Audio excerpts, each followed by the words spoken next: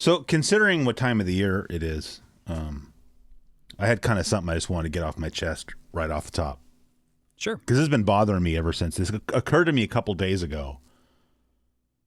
And it's just been bothering me ever since. And I'm sure this has happened to you and it's happened to me. I'm going to talk about somebody else, but I'm saying, like, you know, maybe at home, have you ever done anything at home? You know, you made a mistake or you broke something or you forgot to do something and you're like, oh man, Dawn's going to be like pissed. But then like one of your kids, between you doing it and your wife finding out, like one of your kids does something way worse. And so then you're able to just sort of slink into the background and like the kid basically takes the hit for you, kind of, you know. That has not happened to me. Like I will say that I can't like it gets the heat off of you, you know.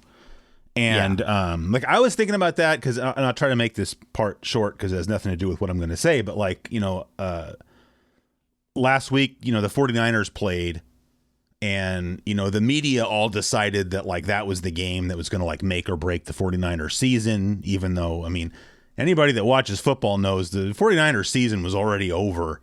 But, you know, the media decided, like, well, if they have to win this game if they want to stay in, like, the playoff hunt, even though I don't think they were in the playoff hunt anymore.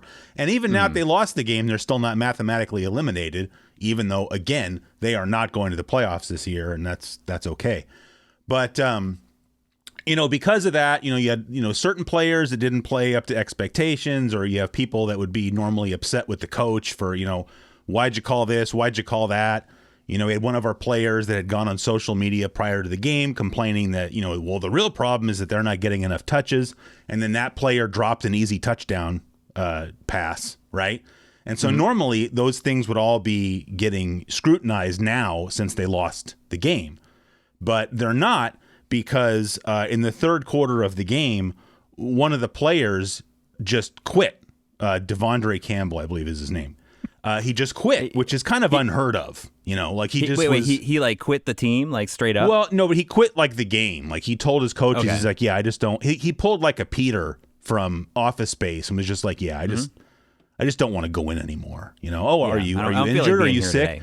No, I just don't want to go in anymore, right? Yeah. Which is like, you know, in team sports, that's like the cardinal sin, right? It's like you gave up on the team, right? And you have all these idiots online going, oh, the NFL's okay if, you know, someone's like a drunk driver or they're beating their spouse or whatever, but, oh, quitting on the team, that's the bad thing.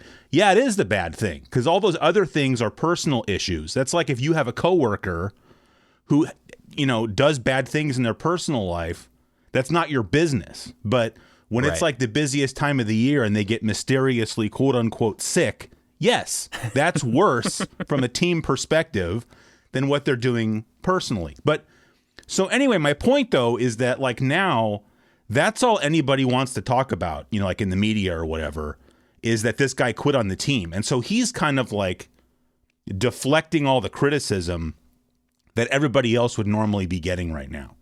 Right. Because like what he did was like so horrible. Right.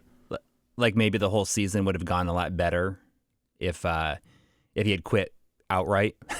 Well, start, no, maybe? I mean, he was never, you know, the issue. I mean, he's like a backup basically, you know, or a non-starting linebacker. So it's not really right. I could get in. It really doesn't matter. My point is simply that like the gross incompetence is not the right word, but you know, what he did was so, you know, egregious that everybody else can just be like, oh man, thank goodness. Now I don't have to answer for my crimes.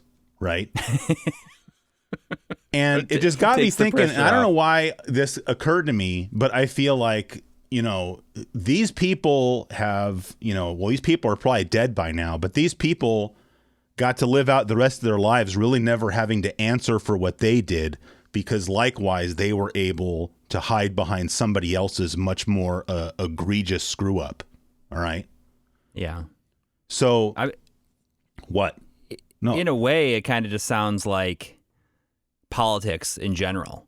That's not at all where I'm going with this. Okay. All right. Here's where I'm going with it. All right. Kevin McAllister, very responsibly, in my opinion, without any adult guidance, decides on his own, hey, I need a new toothbrush. Like, I'm 8 years old, but I recognize that this toothbrush that I'm using is worn out. And even though it's like the dead of winter and I'm home alone, I'm going to bundle my ass up and I'm going to walk all the way to, the village square or whatever. And I'm going to go buy a new toothbrush. All right. Yeah. Like, I don't know how old your son is. Can you envision your son doing that? Like on his own, being like, ooh, this toothbrush is looking a little haggard and I just stole a bunch of my sister's money. I'm going to go use that money to go buy a new toothbrush. Right. So that sounds like heaven if he decided I need a new toothbrush because it's hard enough just to get him to brush his teeth, period. Exactly my point. So he goes down to the drugstore, the village drugstore, which appears to be a mom and pop operation to me, right? It's not like he went to CVS or Rite Aid or whatever, right? Walgreens. Right. Using whatever, metrics he had in his head, selects a toothbrush, maybe because it was red. He is 8 years old after all. Inspects the packaging of this toothbrush, doesn't see the information that he needs in order to make an informed purchase, right? Yeah. Goes up to the front counter and asks the woman very respectfully, excuse me, is this toothbrush approved by the American Dental Association, right? Now, if you or I walked in there and had that exact same conversation, we would have gotten a much different reaction than poor Kevin McAllister got, right? Yeah. Like, she just gets instantly annoyed with this kid. Like, well, I don't know, right? And then she has to go. And I mean, you'd think, hey, you work in a drugstore, don't you know? You should kind of know a little bit, right? But, maybe not. She's just the person at the register, right? So what does she do? She summons the pharmacist, who maybe that's her husband. Who knows? I don't know. That seems like maybe there was a little age difference going on there. I'm going off of memory. I haven't seen the movie since last Christmas, but summons him over, right? And then she repeats Kevin's question to him, right? Doesn't have Kevin ask. She repeats it and kind of editorializes it, not with her words, but with her attitude. Yeah. Oh, yeah, he wants to know if this toothbrush is approved by the American Dental Association, like as if that's some weird thing, right? Like, who's the American Dental Association? And then after the words come out of her mouth, adds this little kind of thing, like, oh, this is a complete waste of my time, right? And then he looks at it and then looks at Kevin and he just goes, I don't know. Now, you're the pharmacist, right? This is, like I said, pretty good chance he owns the store, right? Like, if he's the pharmacist, it's a little, local operation. First of all, how do you not know that? Second of all, why are you even ordering those? What are these toothbrushes that you're ordering then? Is it a novelty toothbrush? Like, why would you sell that in the store, A, and then B, not be prepared to answer questions about it, right? But they don't even care. To them, it's annoying that this kid is even asking this question about this crazy made in China fly-by-night toothbrush that they're selling, right? The only time they care is when he gets understandably spooked by somebody and then, accidentally backs out of the store because now he's just gone into, fight or flight mode. Now, all of a sudden, he's got the attention of the adults, right? But only to say, oh, hey, stock boy, go catch the shoplifter. Now the toothbrush all of a sudden is a big deal. And then they chase this 8-year-old, putting him in danger, trying to flee. But nobody talks about any of that, about this horribly run drugstore by these people who are completely incompetent at their jobs, only because of what Kevin McAllister's parents did and how much worse that is. Oh, because of what his parents did? Like, you mean right. The fact that the fact they left him. Yes, the old couple from the drugstore has been skating this entire time without being called on the carpet about. Yeah. Like, if you can't answer a question that simple, how am I trusting you? You have to go to school to become a pharmacist, right? Like, it's hard. Yeah. Right?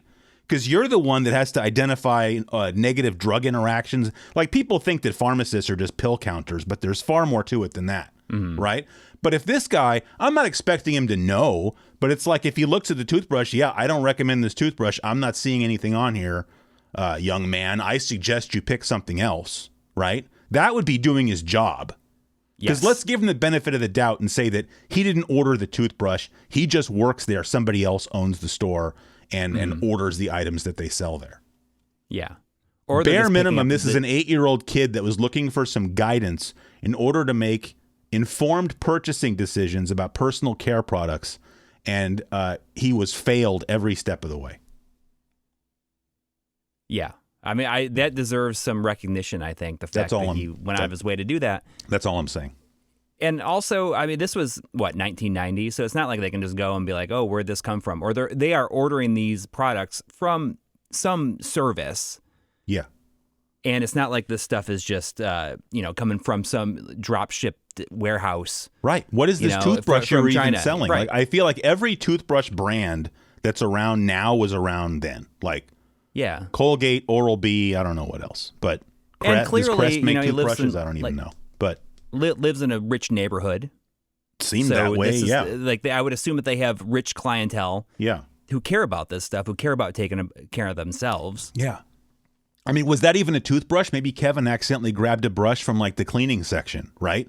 But then it's the job of the adults to be like, oh, no, you should go, let me come help you find something better.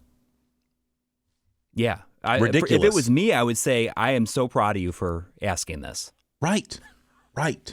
Let's find out together. I don't know, but let's find out together. Yes. And then getting on the phone with somebody. Right. I don't know, anybody. Whoever, just pick a random number out of your Rolodex and call them. Yeah. See what they had to say about it. Yeah. So, I mean, that's a very astute observation about the movie Home Alone. And it's pretty crazy that I thought of that out of nowhere when I haven't seen the movie since last. I wish I could go back and figure out like where my train of thought was that day that led me there. I don't know. That's definitely thinking about Home Alone more than I've ever thought about it in my entire life, probably. But although, I was, you sent me down this path of Pluto TV that it's like my favorite thing to just put on at night. I just put it on in the background and I will maybe look at some stuff on my phone or just get ready to go to bed. And I love to just choose a different channel. Anyways, I was watching Home Alone 2, just the back half of Home Alone 2 Lost in New York. And it was very apparent to me just how it was not a great movie.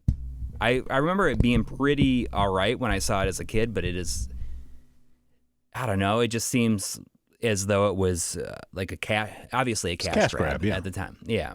And, it just basically does the same thing as the first movie in a way. Yeah. And, I don't know, except for it's a lot more slapsticky and cartoony. Yeah. They had to play into that a lot more, but it's not a great movie. I never saw the third one that has that other kid in it. Yeah, me either.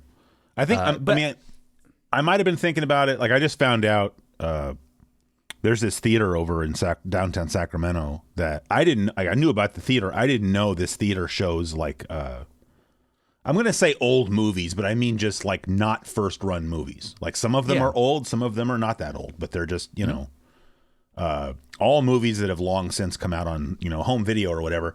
And they show 2 or 3 a week. And I didn't know that. Are they cheap? Is it cheap to go see them? No, I mean, it's $11. I don't know if I don't know what it costs. I don't go to the movies anymore, so I don't know what it costs to go see a first run movie, but I mean, $11 doesn't sound cheap to me. It doesn't, yeah. Because when I remember, movies that had hit those theaters when I was even in college, it was $1. Yeah. Usually. Yeah, no, $11 seems like a lot. This is a really cool theater, though. I don't have a problem paying the $11, although, because to me, it's more of a time thing. Is it worth my time to drive over there and watch a movie? Yeah. So if it's $5 instead of $11, that's not going to be well, I wouldn't have paid $11, but I'll pay $5 because it's the time that you have to dedicate to it is the larger cost for me. But I will say that the theater sells. I think this is pretty cool. Every year they have a coin made, right? Yeah. And it has the year on it on one side, and then on the other side it says Crest Theater or whatever. And you pay it's a little bit less than $170 for this coin.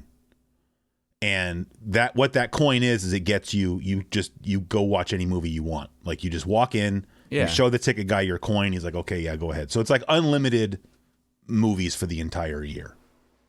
And they show that's really cool. And they show enough movies that, I mean, if you like lived close enough that you're like, oh, I'm going to go see a lot of movies, like that coin could pay for itself within like the first 3 months, I would say.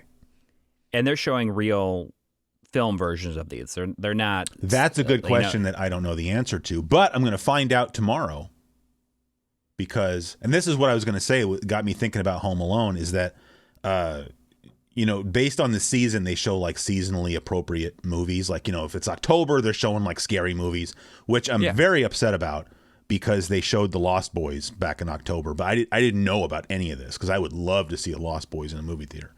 Mm-hmm. But then they showed Home Alone this month, but it was like 2 weeks ago. So I already, you know, like I ended up going to that theater for something unrelated. And then they have the posters outside of the movies that are coming up. And I saw that tomorrow night they're showing Die Hard. So my wife and I are going to go check that out. But then, and they were showing other movies that are coming up. Like they're going to show like Miracle on 34th Street and like a couple other Christmas movies. But I already missed a bunch of Christmas movies, including Home Alone. And the thing is, like for my wife and I, that's like our yearly tradition. Every year we watch Home Alone and we watch Die Hard. And so how cool would it have been if we could have seen both of them in a theater? But, you know, we'll have to settle for just seeing one of them that way. Yeah, you should get that coin. I think that would just be a great thing for you guys to do. I mean, I guess it's just for you though. So if we wanted to, she'd have to get one too, and then now it's going to be like $340, and I don't think that. Do you ever you go to the movies by yourself, like that often, or have you ever like really gone to the movies by yourself? I mean, not. I'm just asking because I know somebody who has just never been to the movies by themselves. No, like when I was single. Because I lived where I lived was literally walking distance to a movie theater, and so I would go over there. Yeah, but I mean, since I've been with my wife, which is like 24 years, I don't think. I mean, I think I've talked about this before. Like, my wife is one of these people; she's just down for whatever, right? That's super cool. There's no way I would ever say to my wife, "Hey, I'm going to go watch this movie," and then she wouldn't want to go. You know? Yeah. Or, well, what movie is it? Well, what's it about? She doesn't care. Like, let's go. Mm-hmm. Hey, I want to go to a baseball game. Let's go. You know? Yeah. She hangs. Yeah. So my point is just, cool. I have no reason to go to the movies by myself because if any movie came out, she would go with me. Right. Yeah. And who wants to see a movie by themselves, right? That's weird. I would never like, oh, no. I actually want to see this alone. Like, who says that? That's weird. Well... Unless you're going to go see like a, you know, if you're going to go pull a Paul Rubens, go to that kind of movie theater, then yeah, maybe I'll go by myself. But the very existence of porno movie theaters is like is kind of mind blowing to me. But we won't talk about that. I want to talk about going to see movies by myself because when I had kids, obviously, like I couldn't bring the kids, or you know, either my wife and I had to decide who's staying home. Unless it was like a big setup. You know, we got people, like, got a babysitter, and then we made a big plan to go out. Yeah. But I went to see a whole bunch of movies by myself where, you know, I wanted to be able to just pay attention to it because, you know, if you take the kids, even when they were like 7, 8 years old, it was guaranteed that they were going to have to pee. And then... it's always very fun. Like a lot of times if it's something I really wanted to see and they wanted to see, I would go see it first. Yeah. And then I would go see it again with them so that I don't miss out on on key plot points or key scenes. Yeah. I mean, do you mind if I like spoil a Spider-Man movie for you? Do you care if I spoil that? I definitely don't care. Please go ahead. Okay. Well, in the Spider-Man movie, No Way Home, which is like the one that came out a couple of years ago. Who plays Spider-Man in that? That's post Tobey Maguire, right? Yeah, it's Tom, whatever his name is, the guy who's playing him now. Okay, like the main idea. guy, sure. the guy who's playing him like in the Avengers movies and stuff like that. I don't watch any of that stuff. But, is it Tom Holland? Maybe his name is. That's a person, I think. So sure. It was his third movie, and there's a scene where Aunt May dies. The Green Goblin kills Aunt May. That's a huge spoiler. Aunt May is played by Marissa Tomei in those movies. Which is really? It's a little sexy Aunt May then. Yeah, well, there's a big, so that's kind of a big part of the first movie where, you know, like Iron Man, Tony Stark is like, are you really his aunt? Because, you know, Aunt May has always been portrayed as like this old lady, you know? Yeah, absolutely. So, anyways, she dies in that movie. Spoilers. And I went to see that movie by myself when it came out because I wanted to see it. Like I was looking forward to it. I wanted to go and just kind of take it all in, right? Yeah. And I did that, and then I took the kids to see that, and at first they were annoyed that I went to see it. Why'd you tell them? Well, my wife told them. Oh. That I had already gone. But I was like, I'm going to go see it again with you. Yeah. And they're like, okay. My son had to go to the bathroom and pee right as Aunt May was dying, like before, like it was clear that she's going to die. Isn't that good? So he like missed that entire part. Yeah. Which is like a big part of that entire movie, right? Like it kind of informs everything that happens from that point on. And, you know, I don't, that's like my worst case scenario is like not seeing the movie for the first time, coming in, everything has changed. Yeah. And it's like, what happened? Well, they proved, they showed exactly why you did what you did. Exactly. So that's all I need to go back to when I say I'm going to go see a movie, something I really want to see. I will go back. I will see it by myself, and then if it's good enough or if I care enough, I will go back and see it again with them. Yeah. Although, I mean, I'm actually picking them up from school tomorrow, and we are going to see Sonic the Hedgehog 3. Oh. Just because it's fun. It's a fun thing to do. I did that with my son a while back where I picked him up from school and went to see the new Godzilla and King Kong movie. I just kind of surprised him with it. It's like, it came out today. Let's go see it right now. Popcorn or no? Oh, of course. Okay. Of course. Like in those situations, he can basically just have whatever he wants. It's like, it's a treat. So tomorrow, my daughter, it's funny because we haven't done a podcast since June. Yeah. And the amount that my daughter has changed in that amount of time. Yeah. Like good or bad? Depends on who you ask. All right. But it has not been an easy time. Okay. Let's just I will get into it more, I'm sure, but it has not been an easy time. But I said, I'm going to go. I'm going to pick you up, and you're going to go too, because she just can't be bothered half the time to even speak more than 2 words to me. Wow. Like when I see her, it's just like, oh, hey, go like disappear in the room. That sucks because you guys were like bros. Yeah. It's all like. But that, I'm saying this as someone who doesn't have kids, but I have a lot of friends who have kids, and I used to be a kid, and it just seems like this is just how it's par for the course, right? Like it's she'll come back. Course. Like yes. it's going to be a few years. She's going to come back. I mean, you just got to ride it out or whatever, It's par for the course, but it's so much worse than I thought it was going to be. Yeah. I think I was not prepared for it feeling this bad all the time. It was just, they whoever they are always say, when she's 12 or close to 13, she's going to ignore you, but then she'll come back when she's like 18, 19, 20. Yeah. And I was like, okay, I will just be in for that, and I will deal with it. Yeah. But what I was not prepared for is just how much it like makes me feel like shit. Yeah. Every time. Sure, I can imagine. Like I suggest things, like I will just suggest, hey, check this thing out. And just the very idea that I suggested something made it so that she does not have any interest in checking it out. Yeah. So right now, big on social media is the Yeah Yeah Yeah song Maps. It's being used for a bunch of stuff. And I was like, oh, you should check out the music video. You know that song, right? No. If you heard it, you would know it. The Yeah Yeah Yeahs? Yeah. I'm not familiar.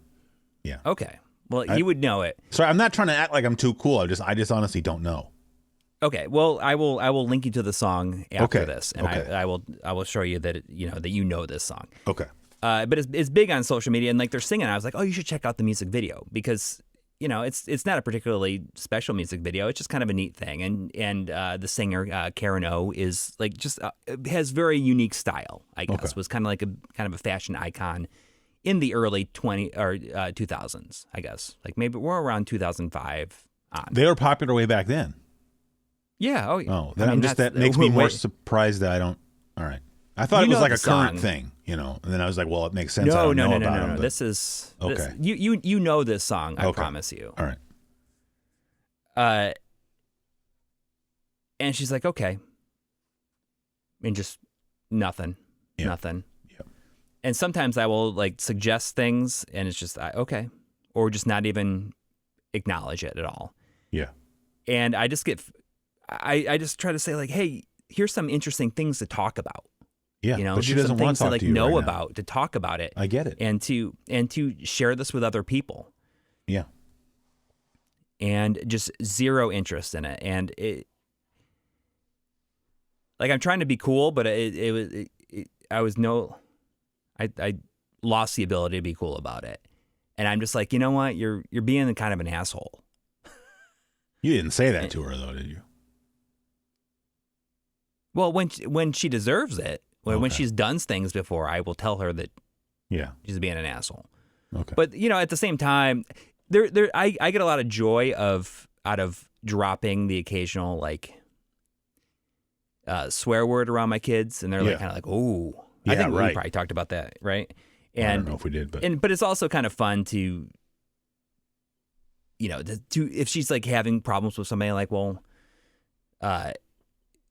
she's talking about some kid that is just like looks, I don't know, she just like does not she doesn't mince her words sometimes like with it, and that's something she's like learned, I think, to think about what you're saying or when to stop saying stuff. And he's just like, this one kid in my class is just being gross and everything. I'm like, well, will you tell him to stop being a piece of shit? And that gets a little chuckle. Well, there you go. Anyways, it's just a lot more difficult. I don't remember where this whole thing started and how this happened, but I don't know. I could talk at length about how this is affecting me. And yeah. It's both sad that I take it so personally, but also sad that it's just happening. This is just my life for a while. Oh, I understand. Yeah. I mean, I can only imagine, right? Because I've never been there. But, yeah. I can at least imagine. That sounds crappy. I don't know what else to say, but Yeah. I think a lot of parents though they try to, you fall into this trap where you're going to try to like, oh, I just got to try harder to like keep my relationship going, and then you just push them away more, Yeah. And that's really the thing. And part of me was thinking, oh, maybe I should try that, but then I've had other people say like, listen, just give them their space. Yeah. Just like stay out of it. They'll be okay. Yeah. And that's just it. I feel as though it's taken a larger than expected mental toll on me. Oh no, I can imagine. Like I said, I can imagine. And it makes me very happy that we took the trip to Yellowstone earlier this year, because my wife said, I want to do this now because in a year from now, our daughter's not going to want to do that at all. Yeah. And she was like on the verge of wanting to, like, not wanting to do it at all. And I'm very happy that we did it when we did it, because, it's best part of my year. Yeah. Since you brought it up now, you seem like you wanted to talk about that more. No, I think we talked about it a little bit, like, when you were on the live stream with me a while back, but yeah, I don't, for everybody who's listening, what episode is this, by the way? Oh, that's a really good question that I do not know the answer to. Am I allowed to look that up, maybe? or is that even that verboten? I don't know. Let's pretend that it's like episode 56, maybe. You think? I don't think so. Because if we had episode 55, I would have had plenty to, Because I always try to have it, with a link the number to something. We'd have I can't drive 55. Larry Murphy for the Red Wings was number 55. We talked about that. So that really 55 has happened. Oh, okay. So this might be 56 then. It's either 56 or 57. One of those two. You can call that the name of the episode. Either 56 or 57. We don't remember. Yeah. Even though you could just look at To my knowledge, I have never had Heinz 57 sauce. That's not? I don't know what it is. Is it like its own sauce? Yeah. But I don't know. So all their sauces are numbered? Because I know the ketchup has a number on it, right? I have no idea. I don't know why it's called Heinz 57. I've never had it. I don't know what it is. I don't know what you could compare it to. It's red, so probably it's got a ketchup-y base, but maybe it's ketchup with extra spices in it. I have no idea. Yeah, because that sounds like something that. Is it like steak sauce? Maybe is it like a competitor to A1 or something? I don't. Maybe that's why A1 is called what it's called. It's like, oh, you're 57, we're A1. Beat that. It's very possible. Like maybe it's a mixture of ketchup and A1 style flavorings. Could be. Hey, so since you mentioned trips, this is not anywhere near as cool as going to Yellowstone, but. Last week, my wife and I went to Pacific Grove, which, that's the same reaction everybody has. And I live in California. People are like, what's Pacific Grove? So, like, you have the Monterey Peninsula. That's where Monterey is. It's Monterey Bay Aquarium. Yeah. And then on the peninsula, you also have, like, Carmel. Like Clint Eastwood was the mayor of Carmel. My wife's twin sister used to live there, actually. Okay, well, Pacific Grove is just the westernmost part of the peninsula. Okay. That's it. But I mean, I've never been there. That's fine. She lived there before I knew You don't need to have been there to, Anyway, we went there, and that's like, one of the golf capitals of the world. Like that's where Pebble Beach is, which is one of the most famous golf courses, in the world. Mm-hmm. And anyway, I just thought this was cool because now I'm building up a little collection. I think I've showed you already that I have not one, but two balls, from the YLA Country Club. Like the video game. Like I have two, and it's funny because I have one. This is a Callaway. That's the place from the video game, right? But it's a real course, and so it's funny because I have one Titleist and one Callaway. So I guess maybe if you go into the pro shop at YLA, they have various brands of balls with their name on it. But we went to Carmel just to go walk on. I got a Callaway right here. Yeah, which it says Dubois. Oh, where'd you get that? Like, why do you have that? I found it in my yard. Oh, cool. Anyway, we went to Carmel just to go walk on the beach, but the beach at Carmel ends up going alongside the golf course. Like the golf course is up on the cliff. There's like a cliff, then there's the beach, and like we were walking along the beach, and then like we found a spot where you can go up a path, and then I was like standing in the rough of the golf course, just watching people golfing, and it was kind of cool. But there was like some old guy who was like walking the other way. And I guess he got to my wife first and was talking to her, and he's like, hey, you want some golf balls? And my wife was like, I don't, but my husband right there probably does, right? And so then the guy comes over to me, and he just like reaches his hands into his pockets, and he just has all these golf balls. Because I guess, he was just going for a walk. He's not playing golf. He's like going for a walk on this path and just picking up all the golf balls that he finds. Oh, that's cool. And so now I have, because someone lost one of these, now I have, it's a Titleist Pro V1 for anybody out there that is into that sort of thing, but it has the Pebble Beach logo on it. So pretty cool. When you say Titleist Pro V, how much of a difference does... Pro V1.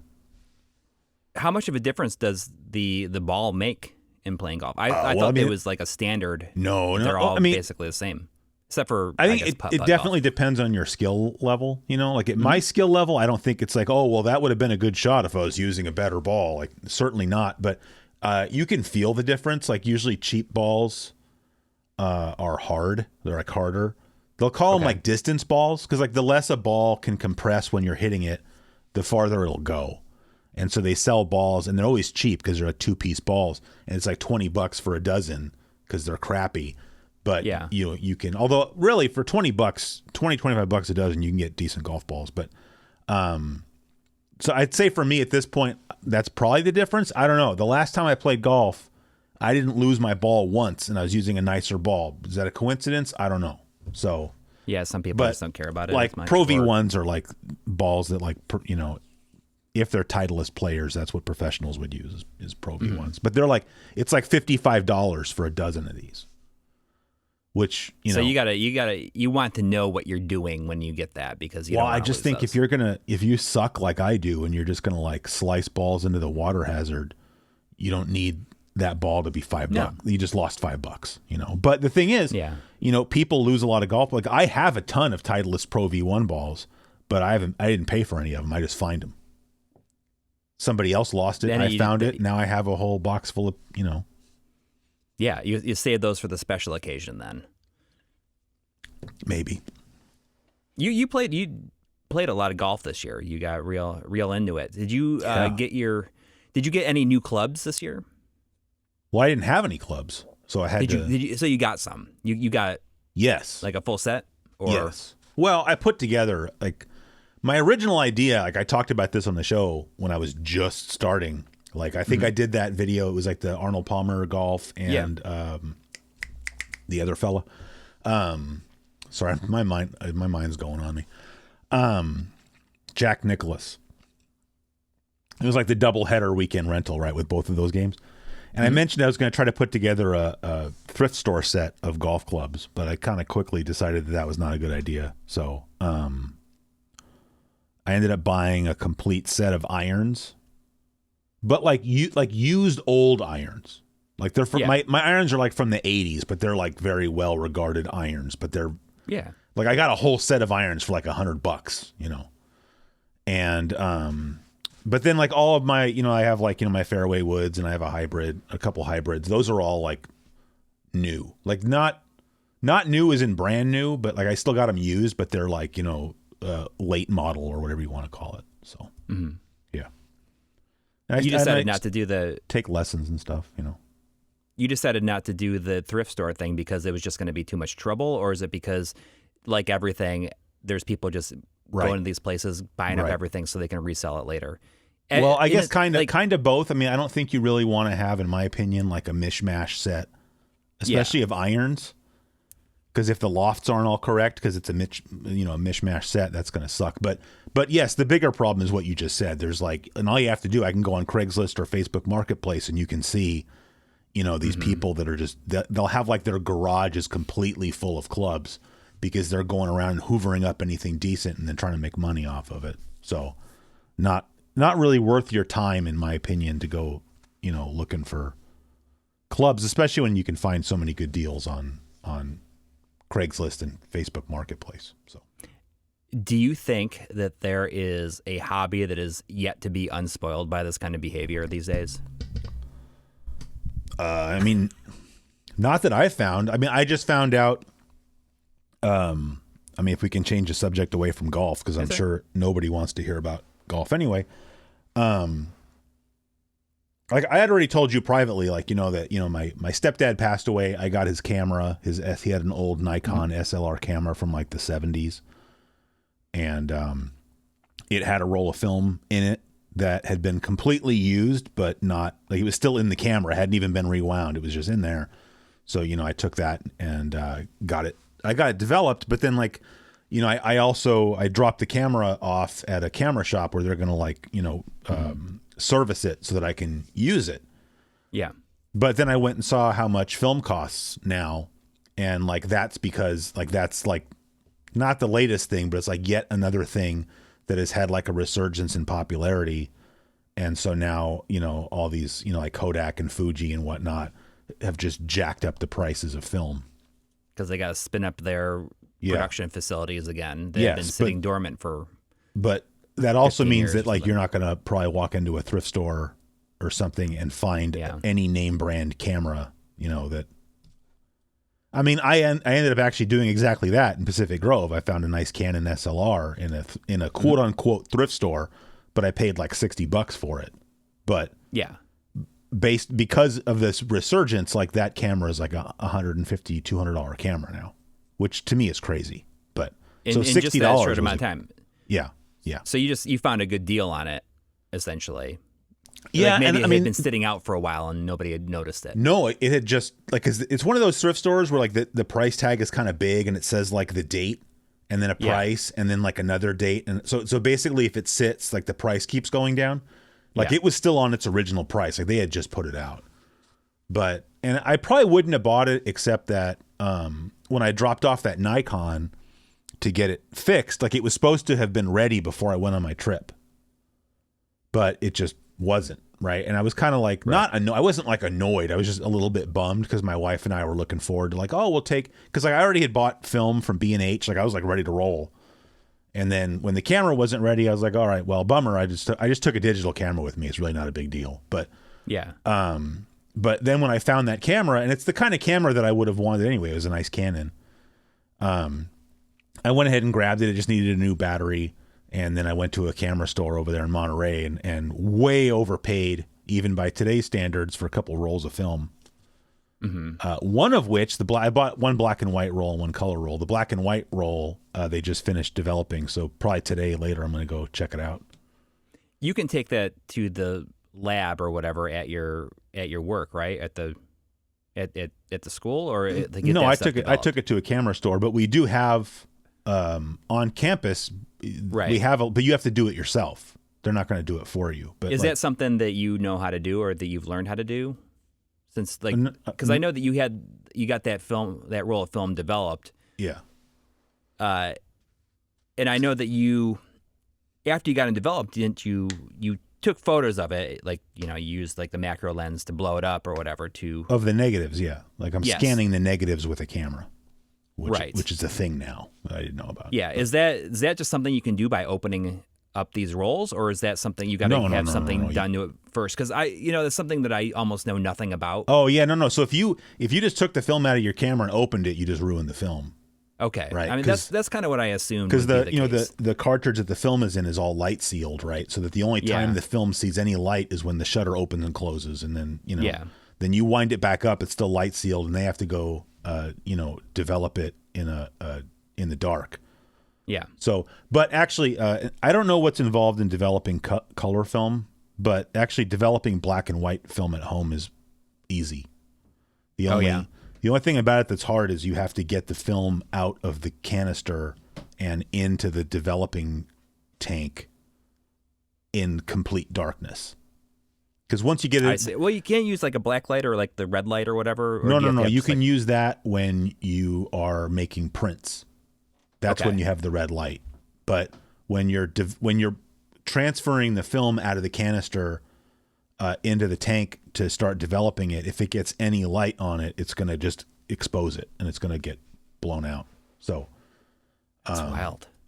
They sell like these glove bags. So like you unzip this bag and like you put your roll of film in there, and there's like a tool that's like a bottle opener for opening the roll of film. And then like the reel that you have to spool it onto and the tank it goes into, like you put all that in there and you zip it up, and then you can stick your hands in to these gloves. And so you have to do it by feel. Yeah. Or, I mean, if you have a bathroom that you can make completely dark, you can just do it in there, But yeah, once you do that, it's pretty simple. Once you get a feel for like it, you probably just have to do a couple of times, and like I watched some YouTube videos, like how to develop black and white film. It looks like it's pretty easy. So I'm going to start doing that. That's pretty neat. I think that's like a cool little. You always have the coolest like little pet projects that you pick up, and I am very envious of just like, oh, I'm going to figure out how to do this, and then you just do it, or you get into like little things that.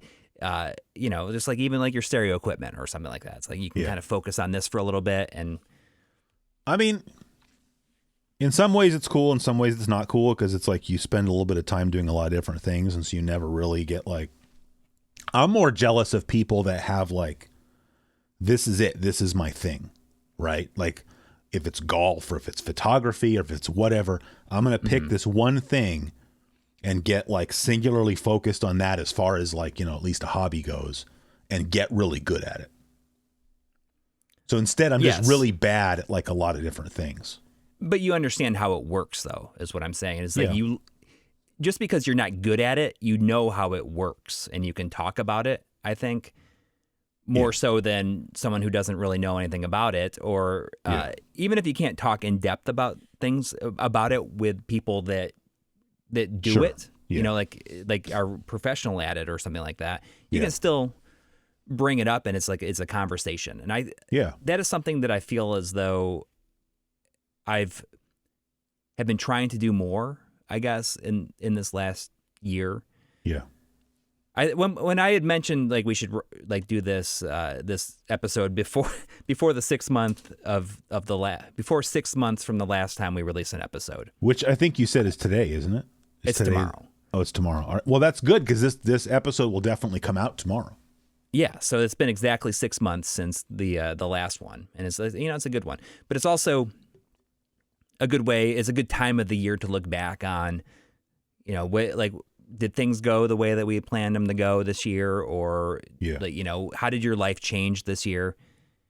And I found myself maybe changing a lot more this year, looking back, than I had previously anticipated, and it makes me excited for the future, where I'm getting into more different stuff. Like I had mentioned going to Yellowstone, but I feel like that has changed me to like wanting to be outside more. Yeah, just feel nature a bit more, because after that, I started taking my dog on like a couple walks a day, and it's like one of my favorite parts about it. I would get up and it'd be the first thing that we do, and I struggle a lot with like seasonal affective disorder. Affective, that's it. Yeah. Yes. With an A, affective. Yes. Not effective. Yes. Right. And I struggle a lot with it, and this year's the first time I'm really taking the steps to try to fight it, because down here in the basement there's only like a couple of small windows way back there, right. And I spend a lot of time down here, and I'm trying to not spend as much time down here, or just be outside more. But I got like a lamp, a daylight lamp to shine on me like in the early parts of the day. I got this walking pad, because when it's too cold to go outside, because I usually like to take the dog, and she doesn't want to go all the time. Yeah. So I got like this walking pad, but I don't know if I like it that much. I think it hurts my knees. Oh, that's not good. And I think that now I'm considering like, oh, well, do I need to just get a full-on treadmill? Or like a Peloton or something. Or something like that. Yeah, I mean, that's expensive. Yeah. But I think that I would use it a bunch. Yeah. So I mean, taking vitamin D every day is just like different things that I'm trying to do to fight that, because I know it's a problem, and it's been a problem for like the last 3 years probably, and which has led to me gaining more weight than I'd like to and stuff. So I just got into a really good place until it started being 20 degrees outside. Hey, you should just go on anti-anxiety medication. I lost a bunch of weight on that. Well, maybe that's what I need to do. We don't have to discuss the horrible side effects, but your pants fit better. Yeah, they do. I mean, that's maybe I should just give that a shot, because usually those kind of things, like I know that depression medicine like makes people gain weight, but maybe I don't know, because I think it's the same medication. I mean, it affects people differently. Like for me, it just made it, it just made me kind of nauseous and just not want to eat. So, yeah. Well, we'll see about that. It sounds to me like you should start playing golf. Then you're outside for hours. It's lots of walking. I don't rent golf carts. That's for, I won't say it, but I have strong feelings about people who rent golf carts. Unless if you're old or something, or you're yeah. If you have a reason, if you have some sort of like, oh, I got bad knees, fine. I'm not, but normal healthy adults riding around in golf carts, sorry, you're taking already the most low impact sport there is, and making it like all you got to do is walk, and you're like, oh, I can't do that. Yeah. Oh, I have no problem walking. It's very funny to me because, living so many years in New York, we try to walk everywhere that we can. Sure. Yeah. As much as possible. And my wife and I just like roll our eyes when we see certain people driving a couple of blocks. Yeah. Yeah. And it's like, why are you even doing that? It's not even that far. It doesn't matter how cold it is out or if it's raining or whatever. Just do it. So I like to walk. I like to walk as much as I can, but I was just mentioning that to my wife. I don't know why we're talking about my dad, who died at a very young age. He was like 52 or something. Yeah, he was 52. But, I was telling her, like, he lived in this apartment complex that was literally right next door to a shopping center that had a supermarket in it. and he would drive over there. And I would even suggest, he's like, oh, we got to go over to Nugget, you know, like, oh, let's just walk, you know. And he's like, no, we'll take the car. It's like, I don't think it's even saving you any time. That's how close it is. And then you got to get in the car and they do all that kind of, if you just walk, you'd be there in the same amount of time. But he was like, no, I don't want to walk. And you save a lot. You save a lot of money because you buy less. Yeah. Well, he was just going over there to buy a pack of cigarettes anyways.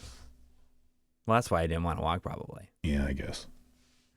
It's harder. Anyway, that's one of my favorite things about golfing. I just love all the walking.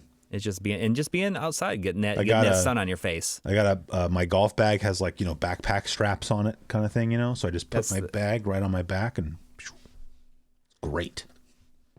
Well, you know, that's something that I had talked about because my wife, for her work, she had to do a fundraiser and it was at a golf course. Yeah. And, you know, people could like donate money to like the nonprofit that she works for. Like they buy a certain amount of things or whatever that they can use to golf. It's just like a charity thing. And I was like, man, I just want to go here and just, you know, go to the driving range. Yeah. And even my son was like, yeah, that sounds fun. Yeah. And this is like coming from a kid who does not usually say that about almost anything. Yeah. It does not require, you know, sitting on your butt. Yeah. So I was like, yeah, let's go, let's do that. And he has a friend at school, like, and his mom goes, and he goes with his parents, and I was like, we should all like just go sometime. Yeah. And just hit the golf ball. And just even going to the driving range is just fun because I used to do that all the time with my friends. Yeah. You know, just going. I mean, I do that all the time because it's, you know, literally on my way to work or back, you know? So like I always have, like I used to keep my clubs in my car. I don't anymore because now I have a bigger golf bag, but like I always have at least one golf club in the back of my car. Or like one time, like I don't know why I happened to have in the back, and I drive, you've seen my car, I drive a little hatchback, you know, but like in the back of the car, I had a putter, a sand wedge or sand iron if you're British, and a 7-iron, and that's it. And there's this kid, he was like an undergrad in my department, now he's a grad student, but we all joke that he's my son. Because like if you ever met him, it just because we have like the exact same personality. It's not we look alike, but we just have the same personality. And I'm about the right age to be his dad. So like, you know, people joke that, you know, that's my son. We started golfing at the same time. So me and my son go golfing together a lot. And like one day he comes to my office, he's like, man, I really want to go golfing. I really want to go golfing. And I'm like, we can go. I said, I've only got 3 clubs in my car, but it's fine. Like, let's just, you know. Yeah. And, so like we went and I grabbed some balls and I put them in my pocket and a tee, and I literally was just holding in my hand my 3 clubs, and we just, you know, walked the course, and I don't think I played any worse than I otherwise, you know. Yeah, but still, you play with the clubs you got, you know. Yeah, and it's not like it's a competition or anything. Oh, no, not at all. I mean, I'd say he and I are about the same skill level at the moment, but we don't. When we're playing, we don't treat it like competition at all. Yeah. It's just like, you know, oh, it's a good shot, you know, whatever. Like, we're just out there to have fun, you know? Because there's competition to it, but it's also a big part of it just hanging out and talking, right? Like that's but just both. I think we both just really fell in love with golfing. It's just so much fun. I think it is. I don't know. Well, I had another, like, I guess before it got cold, I just discovered that they built a pickleball course you're getting sucked into pickleball. Well, I'd never played it before. Me either. I don't even really understand it, but it's one of my best friends plays pickleball. It's very, very popular. I mean, it's the most popular sport among you know, mid 40s you're just trying to white people figure out how to not say middle aged, aren't you? Yes. Yeah. Middle-aged white people. It's like the most. Hey, my friend's Chinese and he plays pickleball. Let's not make this about race. But it's pretty fun. It's pretty fun, and you know, it just got me thinking about like, and you can buy pickleball supplies at your favorite store, Target. Yeah. Yeah. Well, I wouldn't say that, but there's a Dick's Sporting Goods like right across the street from Target. Yeah. That I'd rather go to. Sure. I was looking at whatever treadmills they were selling today. If I can sell my walking pad and get a treadmill. Can you explain real quick? Because if I don't know, maybe the folks at home don't know. What's a walking pad And how is it not a treadmill? It's just like a flat treadmill with no railings, no guards on it. Does it have a motor? Yeah. Okay. I mean, it runs. Okay. It can go up to like 4 miles an hour, I think, is like the okay, but you're supposed to just be able to be on there just walking, but you don't have all the accoutrements in front of you and to the side. It's in a way, it's specifically made for standing desks. Got so it. you can sit in, if you're at a standing desk and you just need to like get steps in, you can just sit there. Like I have a roll around standing desk that I put on it, and I will just sit there and, like I've been working on scripts, or I will pull down, like I'll turn on the projector, pull down the screen, and I'll like watch something while I'm on it. Yeah. But I just feel like there's something about it that just feels like it's like more like higher impact on my knees. Yeah. Because it's maybe cheaper. Are you wearing, it's a dumb question, made. but I mean, are you wearing shoes? Yeah, of course. Okay. But to be fair, I did, when I was having those problems, I did need to get new shoes. And now I've gotten new shoes. Okay. And it's been better. So I had this pair of New Balance that I didn't even realize that there's like a big rip along like the sole, and the I guess like the mesh had like ripped, and I didn't even know when that happened. So it was time, and I got this pair of shoes. I decided to go for a different pair of shoes or a different brand. Oh yeah, what'd you get? Hoka? Did you get Hoka? I that's what I got. Yeah, those are very popular now. Yes, and I didn't even know that I never even heard of them. Yeah. Anyways, I was like, I don't really want to get New Balances again. What else you got? And it's like, well, these ones are these Hoka ones are good because I have a high arch, and like they have a specific shoe that was good for that. So I got these, and within 2 days of getting it, I got 2 comments on them, which I'd never gotten comments on my shoes in my entire life. Yeah. Like the TSA agent at the airport was like, oh, those are some nice Hokas. Are they Hokas or Hoka? It's Hoka. I mean, I say Hoka. I don't pretend that. Yeah, it's Hoka. I assume we're just going to call him that because I think that's how you say it. Yeah, I'm not sure how else you would say it. And he was like, I got to get me some of those. Yeah, yeah. And then I was in Rochester for work for my day job. I've started calling my regular job my day job just to kind of to explain it or to have some separation, I guess, between the YouTube channel and what I do. It's like referring to your wife as your first wife. Yeah, I guess, yes. Anyways, I was in there and I was just like looking for a cup of coffee. I was very disappointed that the Hyatt in downtown Rochester does not have complimentary coffee. What? Yeah, That's like the easiest layup. I know. Coffee is worthless. So I had to go down to like the restaurant that they have like downstairs, and I was like, I just want to get a cup of coffee. And there, the hostess was like, oh, you can just go in there and get some coffee if you want. Go in where? Just go into the restaurant, and they had like a thing for coffee in there, and I could just like fill up my own coffie. I don't know. For free? She didn't charge me for it, but because I was like, I don't want to get anything to eat. Right. I just want a cup of coffee. Yeah. And I could make it in my room, but I want to go and just walk. Oh, that was my next question was did you not have a coffee machine in your room? We did, but I never used those. But it didn't. I don't like that. Yeah. Like, has that been cleaned properly? I don't know, Right. And I'd rather just go down and get something, usually the complimentary coffee that they have, whether or not it's good or bad. So was there, sorry, I don't mean to was there not like any kind of breakfast then either? Like continental breakfast? Oh, no. There was nothing. That stuff is like such a crapshoot these days because you have no idea if they're going to have a complimentary. And some places don't have anything. So, and then there's other places that just have so much free food. It's like, how do you do this every day? I mean, I don't think it was free, but remember that hotel me and you stayed at in Emeryville? Like that breakfast was like a whole spread. Right. But it was like almost it was like we had to pay for that, but it was a gigantic, like a restaurant almost. So this was kind of like that. Okay. But imagine you can go in there and you could like get a to-go cup. Right. If you wanted to, that you fill up yourself, but it's not free, but there's nobody else in there. And she's like, oh, you can just get a cup of coffee if you want. And then, and as I was walking out, she's like, those are some nice shoes. Are you a runner? And I'm like, do I look like I'm a runner? No, I didn't say that. But I'm like, no, I'm not. But thank you. I was like, I just got them.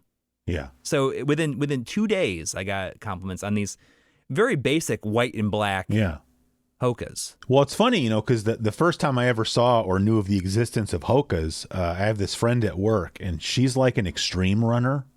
Like, like for her, like a marathon is like child's play. Like, I didn't even know this was a thing, but like she goes on these runs where it's like 100 or 150 miles. Like you're running for like, I'm not making this up. You're running for a couple days. Like you like run all day and then you go sleep someplace and you get up and you just keep running. Like I knew that was a thing for cycling.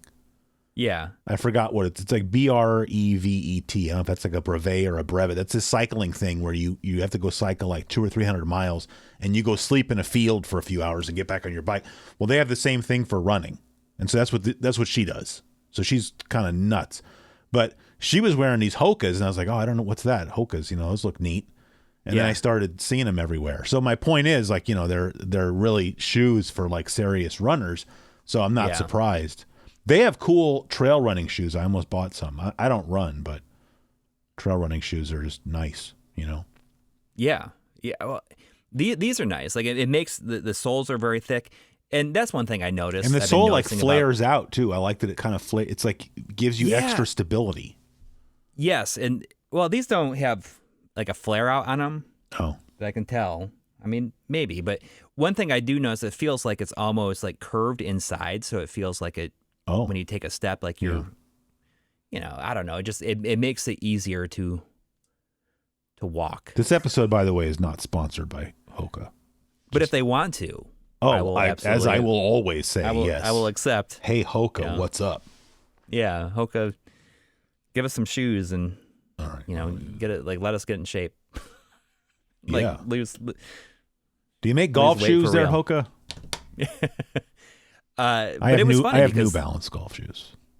Okay. Well, I've had New Balances for years and years and years. Yeah. And apparently they're cool now, somebody told me. Because for a while, New Balance was kind of like dad/old man shoes, but someone said that now they're like stylish. I wore them when they were considered like dad shoes, and I called them my dad shoes. Yeah. Yeah. But they are just really comfy, and that's just like what I want to wear all the time. I have a couple of other pairs. I have like a pair of Asics that I've had for a long time that they almost feel wrong to wear now. After you're used to like shoes like this, to wear, the Asics are, what was remember those shoes, Airwalks? Yeah, of course. I don't know if they're still around or whatever, but that's kind of what they are similar to. But when I wear them now, it almost feels wrong and weird. They just don't feel super comfortable. Yeah. But they're cool. But although I still need to get those Mega Drive Asics that I had linked it to a while back. If they're still available, I should actually do that because now's a good time to get them, I guess. I don't know. It's like no hate or judgment towards anybody else. I'm not into wearing like video game stuff. I don't know why. Like I just don't. Mm-hmm. Like, I know some guys like that's all they have in their closet is like all their t-shirts are like video game t-shirts, and that's cool. Yeah. It's not for me. Yeah. It really depends on the situation. Like I won't just wear them out, I think, just in general, unless it's I don't know, something very specific. Yeah. And you almost want somebody to notice, like in certain situations. Maybe. But yeah, I mean, I'm very similar where I don't wear video game shirts. And even when I do, it's usually like behind like a hoodie like this. Yeah. Your hoodie, by the way, your drawstring is missing one of its aglets. Oh, is that what they're called? Yeah. When did you learn that? Have you always known that? It's a common crossword puzzle clue. So really? You learn stuff doing I'm like addicted. I do the, like I pay for a New York Times subscription because of where I work. I get a New York Times subscription. It's like $1 a month. Oh, and I don't read. Yeah, why would you not? The only thing I use it for, like, I don't even have the New York Times app. The only app I have is their puzzle app. And it's really just so I can do, no, because there's a puzzle app. I don't even have that. Then there's a separate app just for their crossword puzzles. Right. And that's the only thing I have, because to me it's $1 a month to just do unlimited. Because I just keep going back in time. I just do all the Sundays. That's fun. Like, because now I'm at a point where I don't like doing. I used to do all of them, but now if it's not the Sunday puzzle, I'm just not interested. And it's interesting. Is that the hardest one? No, I was just about to say that. So a lot of people think that. They think, oh, the Sunday one, that's the hard one. No. So Monday is the easiest, and then they get progressively harder until Saturday. Saturday's the hardest one. Sunday is just bigger, but it's actually like mid-level difficulty. So maybe people see that it's really big and they get like intimidated or something. But no, it's not. Yeah. That's like a mid-difficulty puzzle. But I like those because it takes me about an hour, I would say, at least, hour, 20 minutes to finish one of those. So it's like, you sink your teeth into it, not like Wordle's cool, but it takes like 5 minutes, Yeah. And unlike the crossword puzzle, you can't go back and do like previous Wordles. It's like you do Wordle and it's like, that's it. See you tomorrow. I don't like that. Yeah. Although, somebody made an NES Wordle game, like homebrew. It's pretty cool. Yeah, I checked it out. It's pretty cool. How many different puzzles are in there, you think? I don't know. I think or does it even matter? Is it gotta be a lot. Simple enough that it can be randomly generated, do you think? Probably. I would think. Couldn't you just give it, like, here's like every 5-letter word in the dictionary. There you go. Right? And just put it in there. Yeah. Hey, since I mentioned, I wasn't going to talk about this, but I'm trying. The thing is, a lot of times I see things or things happen, and I think like, if we were still doing the podcast every week, I'd be bringing that up. But a lot of it is just me complaining, which I'm really trying not to do, or just being negative, Like, I don't want to be negative. So I don't feel like you're negative. I think sometimes I get on here and complain about stuff for sure. And I don't want to be that. And this is not even a complaint, right? Maybe. I don't know what it is. It's one of those things I can't help it that it annoys me. Yeah. And I'm sure this is going to apply to some people listening. And for that, I honestly do apologize. But, people, like, they run in a marathon. Yeah. And then they get that sticker, that little oval sticker that says 26.2, and they put it in the back of their window. Because it's not enough that you run a marathon. You want the other drivers on the road to know that you're better than they are. Yeah. But like, okay, fine, whatever. It's like, because running a marathon, that's very difficult, right? Just to even do once, the amount of training that has to go into just doing it once, right? So if you accomplish that and you want to put like a sticker on your car, hey, I get it. All right. Mm-hmm. The other day I'm on the freeway and there's this car that I passed that had like 6 or 7 of them in their back window. So like every time they did a marathon, I got to put a new 26.2 sticker in the back of my car just to not only let the non-runners know, but to also let other runners know who they're dealing with while I'm driving around in my Hyundai Santa Fe or whatever it was. It's just like, and because the thing is, because I asked my friend, the runner friend, Wenting, just so I don't have to keep saying friend. I asked Wenting this just yesterday because I said, I saw this car. I said, do you have any of those stickers on your car? And she's like, no. Because I said, I was thinking, here's this person bragging like, I've done like multiple marathons. But, meanwhile, Wenting's doing these runs where it's like run till you puke and then keep running till you puke again. For days. And for she's days. Like, I don't need to celebrate that pussy ass shit.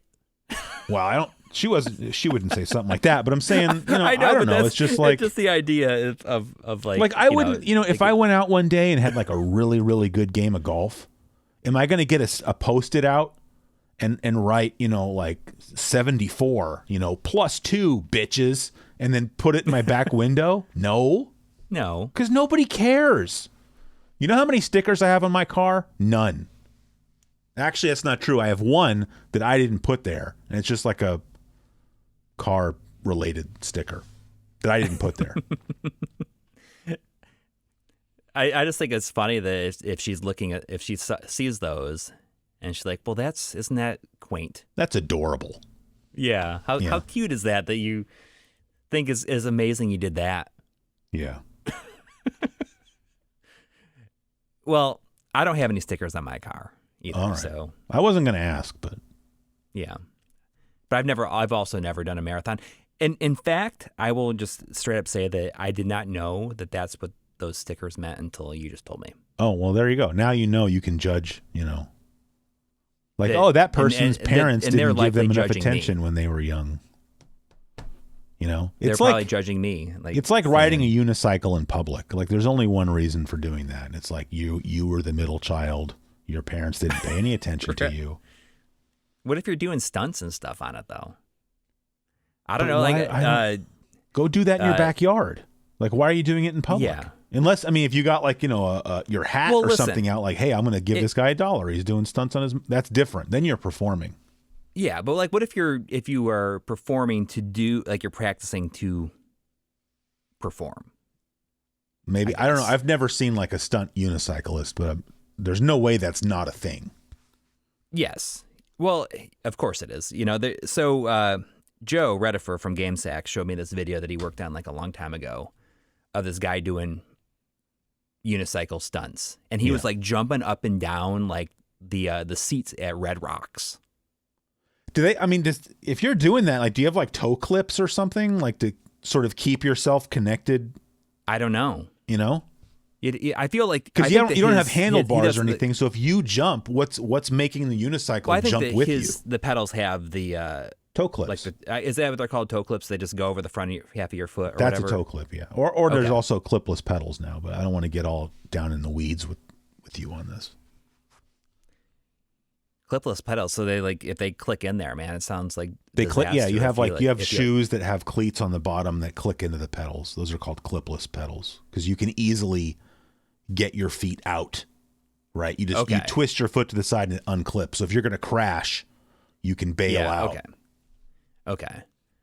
It'd be nicer if it required a big process to get it out of there. It's like, all right, if you want to do this, just know you have to turn your foot to 30-degree angle to get it out. You're not going to do it accidentally. But toe clips have a leather band on them. So if you wanted to unclip, you had to reach down usually and undo the buckle, which you don't have time to do if you're about to crash. I don't even want to think about the countless deaths, unnecessary deaths that toe clips caused. Oh, okay. Yeah. Probably none, or maybe one or two. I'm sure that people have died from it. Somebody must have. Or somebody has been seriously hurt because of it. They couldn't get their foot out of there quick enough, or it just caught in the wrong way. Yeah. Hey, so I've been working on I guess I'm done. I don't know if I'm done or not. Kind of putting together my ultimate PlayStation 2 over here. Yeah. Because I got, I bought on eBay. So I have a slim. I've had for a long time a slim PS2, and slim PS2s are great. I got nothing negative to say about them. But I bought a PS2 on launch day, right? So to me, the fat PS2 was like the PS2, Yeah. And I had one, but it was I don't remember even where I got it, but it was kind of beat up. And so I bought one on eBay that's in super nice condition. And I guess it's the model, the hardware revision or whatever that is considered the best one or whatever. And the 5001 or something like that. Yeah, I think it's 30,001. I think it's 50,001. I think that's what this is. But so I got that, and I got a network adapter that I got the little kit, so you modify it for SATA or SATA or whatever instead of IDE. And then I bought Humble Bazooka makes a 3D printed I don't know what you call it, a thing to hold a 2.5-inch hard drive, because these are meant to have 3.5 inches. So he makes a little cradle or something that you install. Yeah. And so then I've got a 1 terabyte SSD in there. And I've got that. Then I've got the Memory Card Pro in there. And then I have a wireless, the Brooks, I think it is, Brooks wireless controller. It's like a Bluetooth receiver. Yeah. And so I was having a lot of fun with that. And then that was kind of, I was getting pretty annoyed, because I wanted to get one of those 30th anniversary PS5 controllers. Yeah. Just because I could use that with my PS1 and my PS2, But then I don't have a PS5. I don't really keep up with, controller technology like, you guys do. But I was using my PS5. I have a regular PS5 controller. I just don't have the cool gray one, big deal. But yeah. So I was using this with my PS2. And I was playing Baldur's Gate Dark Alliance, which I bought back when it came out. Fun game, in my opinion. And great looking water. Well, it's funny when you said that, because I had forgotten about that, and then I was playing it, and I was down in a dungeon, and I was like, "Yeah, that really is really good looking water." You know, it holds up. Yeah, it's still impressive. Yes, absolutely. But there was sort of a mechanic in that game where if you had a bow and arrow, because you remember the buttons on PS2 controllers are pressure sensitive, right? Right. So if you kind of a little bit hold down the X button, you aim. Mm-hmm. And then if you hold down the button like full force or whatever, you hold it down, you're like machine gunning these arrows, right? Right. But I guess either the PS5 buttons aren't pressure sensitive, or it's not working. They haven't had it since PS3, since the DualShock 3. All right, well, there you go. So I'm trying to play Baldur's Gate with a PS5 controller, and you don't have time to aim. Now you're just wasting ammo, because you just, as soon as you press the button, you're just... What? Maybe. I don't know. I mean, I think a better system would have been like the R2 button aims. For sure. Because it's like a little, it looks like a laser basically comes out, So I don't know if you can change it or not, but I feel like there's got to be an option to not do that. I bet you there is, because that game came out on the Xbox and GameCube, which don't have pressure sensitive buttons. So that, well, I mean, I'll look into it, but I mean, there's plenty of PS2 games that make use of the pressure sensitive buttons, and so if I got Metal Gear Solid 3, so a PS5 controller is not really the best choice, right? So I'm less annoyed now that I don't have one of those cool controllers. Yeah, and that's the reason I use a DualShock 3 with my PS1 wireless and PS2 wirelessly. I got to see. That sounds like a better idea. I have a DualShock 3 around here. Well, they're really hard to find though now. Okay, but I have one. I don't need to find one. I need to find it in my house. Is what I need to find. It's here somewhere. I bet it has like a thin film of sliminess on it, because there's something about the material that the DualShock 3 was made out of, like especially like the analog stick. I'll have to check. It feels like really gross if you haven't used it in a long time. Well, I mean, like I said, I have no idea where it is, but I mean, I bought it brand new because I bought my PS3 used, but the controller that it came with was like already very well used. So, and back then you could easily buy a new PS3 controller, so I just bought a new one. So hopefully it's okay, but yeah, that kind of makes, because it also just feels more like a original, PS2. The form factor is still pretty much the same. So that seems like the ideal traditional controller. PlayStation. If you're going to be playing, at least that's how I rationalize it. Also, because even with the pressure sensitive is nice on the PS2, but I think like, oh, this just feels like a wireless version of like the original DualShock or the DualShock 2. That's what I'm saying. It feels appropriate. All right. Well, after we're done here, I'm going to go find that. Yeah.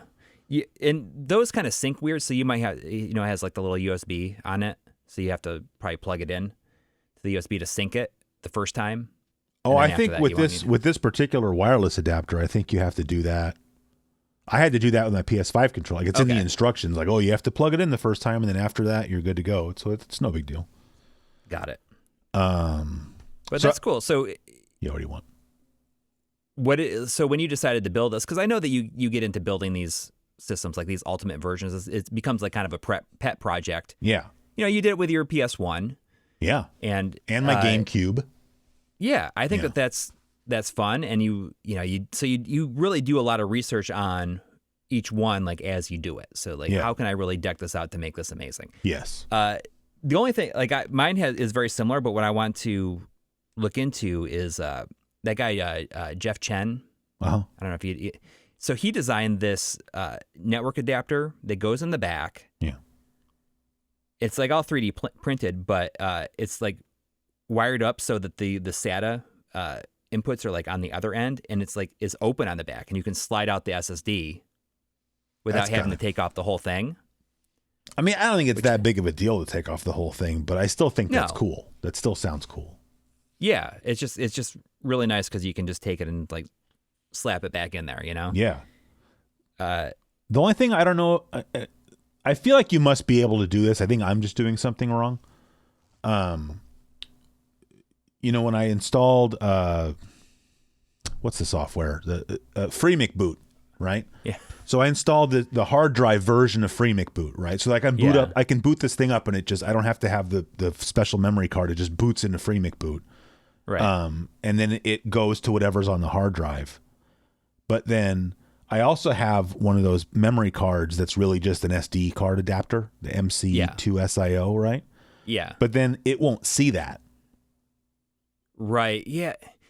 Because the reason that's a thing, and I feel like if I go try to ask online, I'm going to get yelled at. Like, what do we want to do that for? You already have the hard drive. But the reason I want to do that is like, we're apparently maybe working on this, Simple 2000 video. Mm-hmm. I'm still working on it. I don't know what you're doing over there. I don't really care. But you're busier than I am, I'm saying.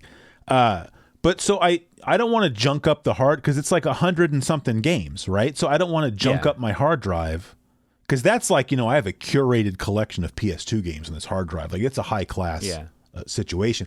So I don't want to stick all those Simple 2000 games on the hard drive, right? So to me, it's like, okay, well, I have all those on an SD card, and then I just stick that in the memory card slot too. But then when you boot up the PlayStation, it won't see the games on the memory card. It only sees the games on the hard drive. So then I have to take out my memory card Pro and put in a McBoot memory card, and then it sees the MC2SIO, but then it doesn't see the hard drive. It's just like, it's a little bit, it works. Like, I'm not complaining, but it's just a little bit clunky. Yeah. But I don't know what to do about it. But then also, I don't know, because then some other people were saying, because I have a second, this is one of these, I know if you're listening, this doesn't help you, but like, this is one of these like replacement, it's just because it's not a Sony, you know what I'm saying? It's the GameStar. So it's a SATA thing, but it doesn't have network. They put this yellow sticker on there, but it's not covering anything. It's so stupid. Yeah.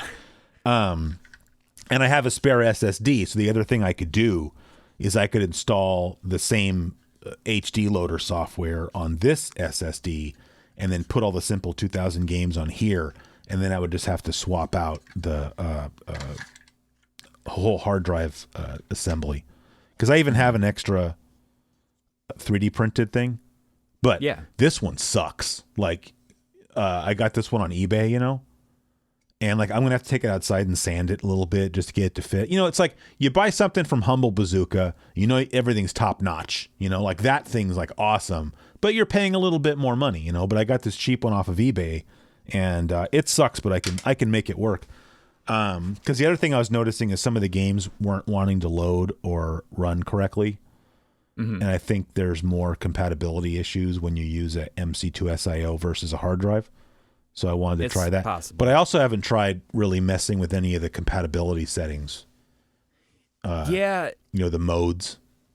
Right. And I think that you can download a package that has like the INI files or the text files that tell. Well, you can, but I don't think those Simple 2000 games are not very popular, so a lot of them. So a lot of people haven't tried to figure out how to get those to load. So, but I mean, I don't mind playing around with that. And that's really one of the biggest challenges, I think. PS2 right now, I just think there's so many different parts happening, like different things. Like OPL's been around forever. Yeah. But there's a lot of cool devices coming out that OPL has not been officially updated to support or to handle. And there's like other people have been like making new forks of OPL, like the Grim Doomer one that lets you have a exFAT drive. Yeah. But see, I read that one has some extra compatibility issues. So that's why the thing is, like, I've been using that one and I have not had much of a problem with it. Yeah. But I just haven't even tried it. That hasn't been updated in 2 years now. Yeah. Or like a year and a half. And I just wish that there was I wish that there was a more centralized scene for PS2 and everybody just like worked together to make something. I feel like it's like weird perfect. That there isn't, because it's such a popular system. Well, yeah, and it seems like everything else has that. Yeah. And like, yes, like the PS2 does have OPL, which is the most prominent one. But why isn't there a ODE by now? Because I think that a lot of people think that you don't need that because OPL is good enough. But I don't know. But if you had I just feel like if there was an ODE, you wouldn't have any of these compatibility problems anymore. Yeah, I don't know what the answer is to that. I think that people a lot smarter than me need to say, hey, maybe we need to build something new for the PS2 from the ground up to support all of the stuff that exists, like using the knowledge that we have. Yeah. Because, that seems to be the case on just about every other platform, is that there's like basically flawless solutions for everything else. Right. At this point. That's what I'm saying. And I think that the PS2 is the only one that doesn't seem to have a foolproof, flawless solution. Yeah. But, so is there anything else that you want to play on the PS2 that you've been thinking about? Thinking like, I want to... Because if not, let me suggest that if you have not played it, you should just play SSX 3. Oh, I've played SSX 3, but not on the PS2. I played it on GameCube. Really, I don't know if is it better. It's just an awesome game. Oh yeah, for sure. It's just. No, I love the first best snowboarding game of all time. That was the game I bought at launch. Like I got my PS2 and I got the original SSX. Like that was all I had. And I had like at no point did I ever feel like, oh, I wish I'd gotten this other game instead. Like for me, that was like the best game. And it's funny because right up until like the 11th hour, I don't know why we did this. It was me and my friend Shane. We went and got we waited in line together outside Best Buy.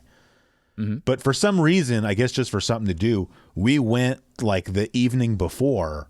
Because I don't know if you remember this, but like, I don't remember what day was launch day, but like November something, I think. Or was it even October? I don't remember, but as October 20th, I think. Let's just go with that. I just don't remember. But they put out games and accessories for sale like the day before. Like I guess they weren't going to get in trouble for selling that stuff.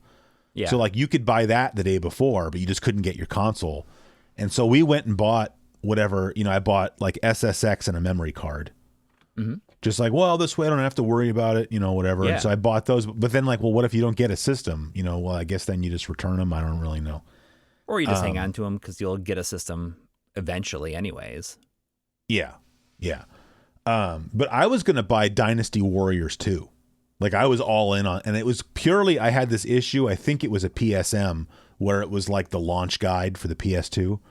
Mm-hmm. And it wasn't even like editorial content. There was just this full page ad for Dynasty Warriors 2. And I was like, dude, this looks so cool. Yeah. There's and I was a million enemies on screen at once. Yeah. Yeah. And I was going to get it. And I don't remember. I must have read something in a magazine or something at the last minute that made me think like, no, I got to get SSX instead. And I'm so glad. I'm not sure I've actually ever even played Dynasty Warriors 2. I'm sure it's a fun game, but no regrets whatsoever getting SSX because I played so much of that game. That's it. That's my SSX story. Oh, have you played but you played the third one? Yeah. You said on the but GameCube. Again on GameCube. Yeah. Just the last thing I was going to say about the PS2 though, and I hate saying this only because like I know how expensive it is, but I'll just say this to anybody out there, especially if you already happen to have a RetroTink 4K.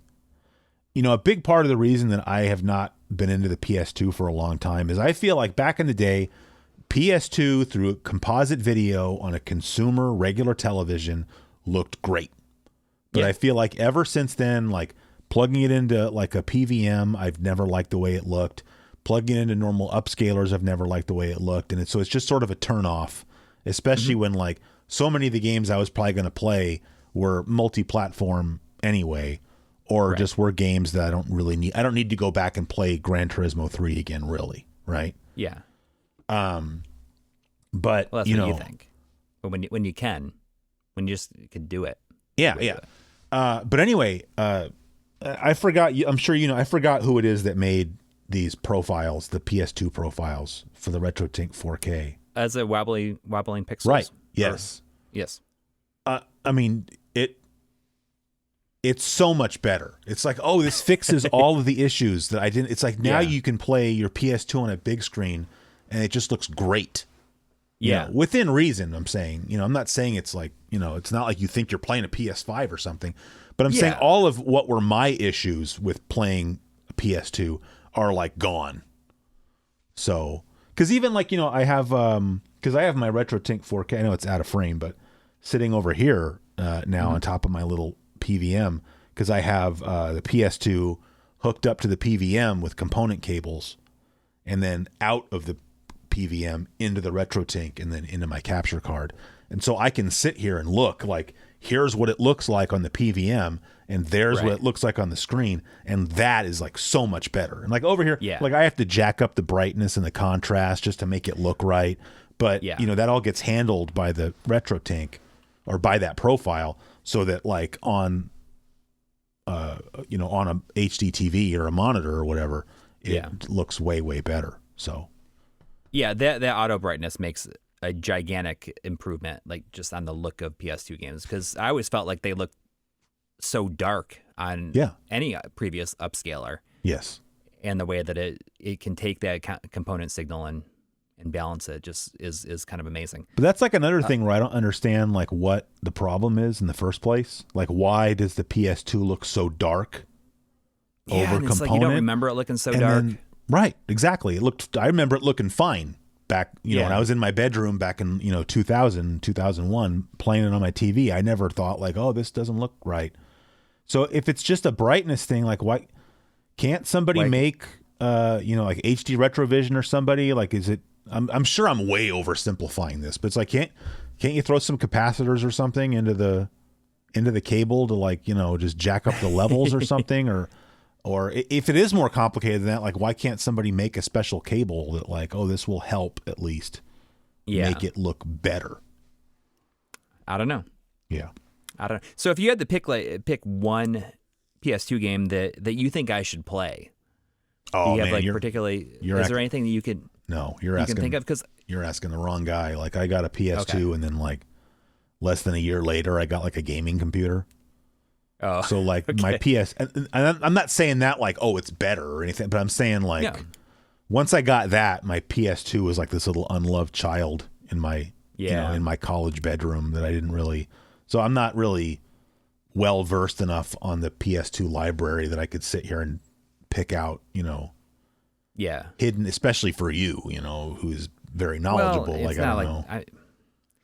I'm putting together our year-end video. We always put together these lists of things. Here's like previously we'd done 10 games that we wanted to play throughout the year. Yeah, like a pledge list.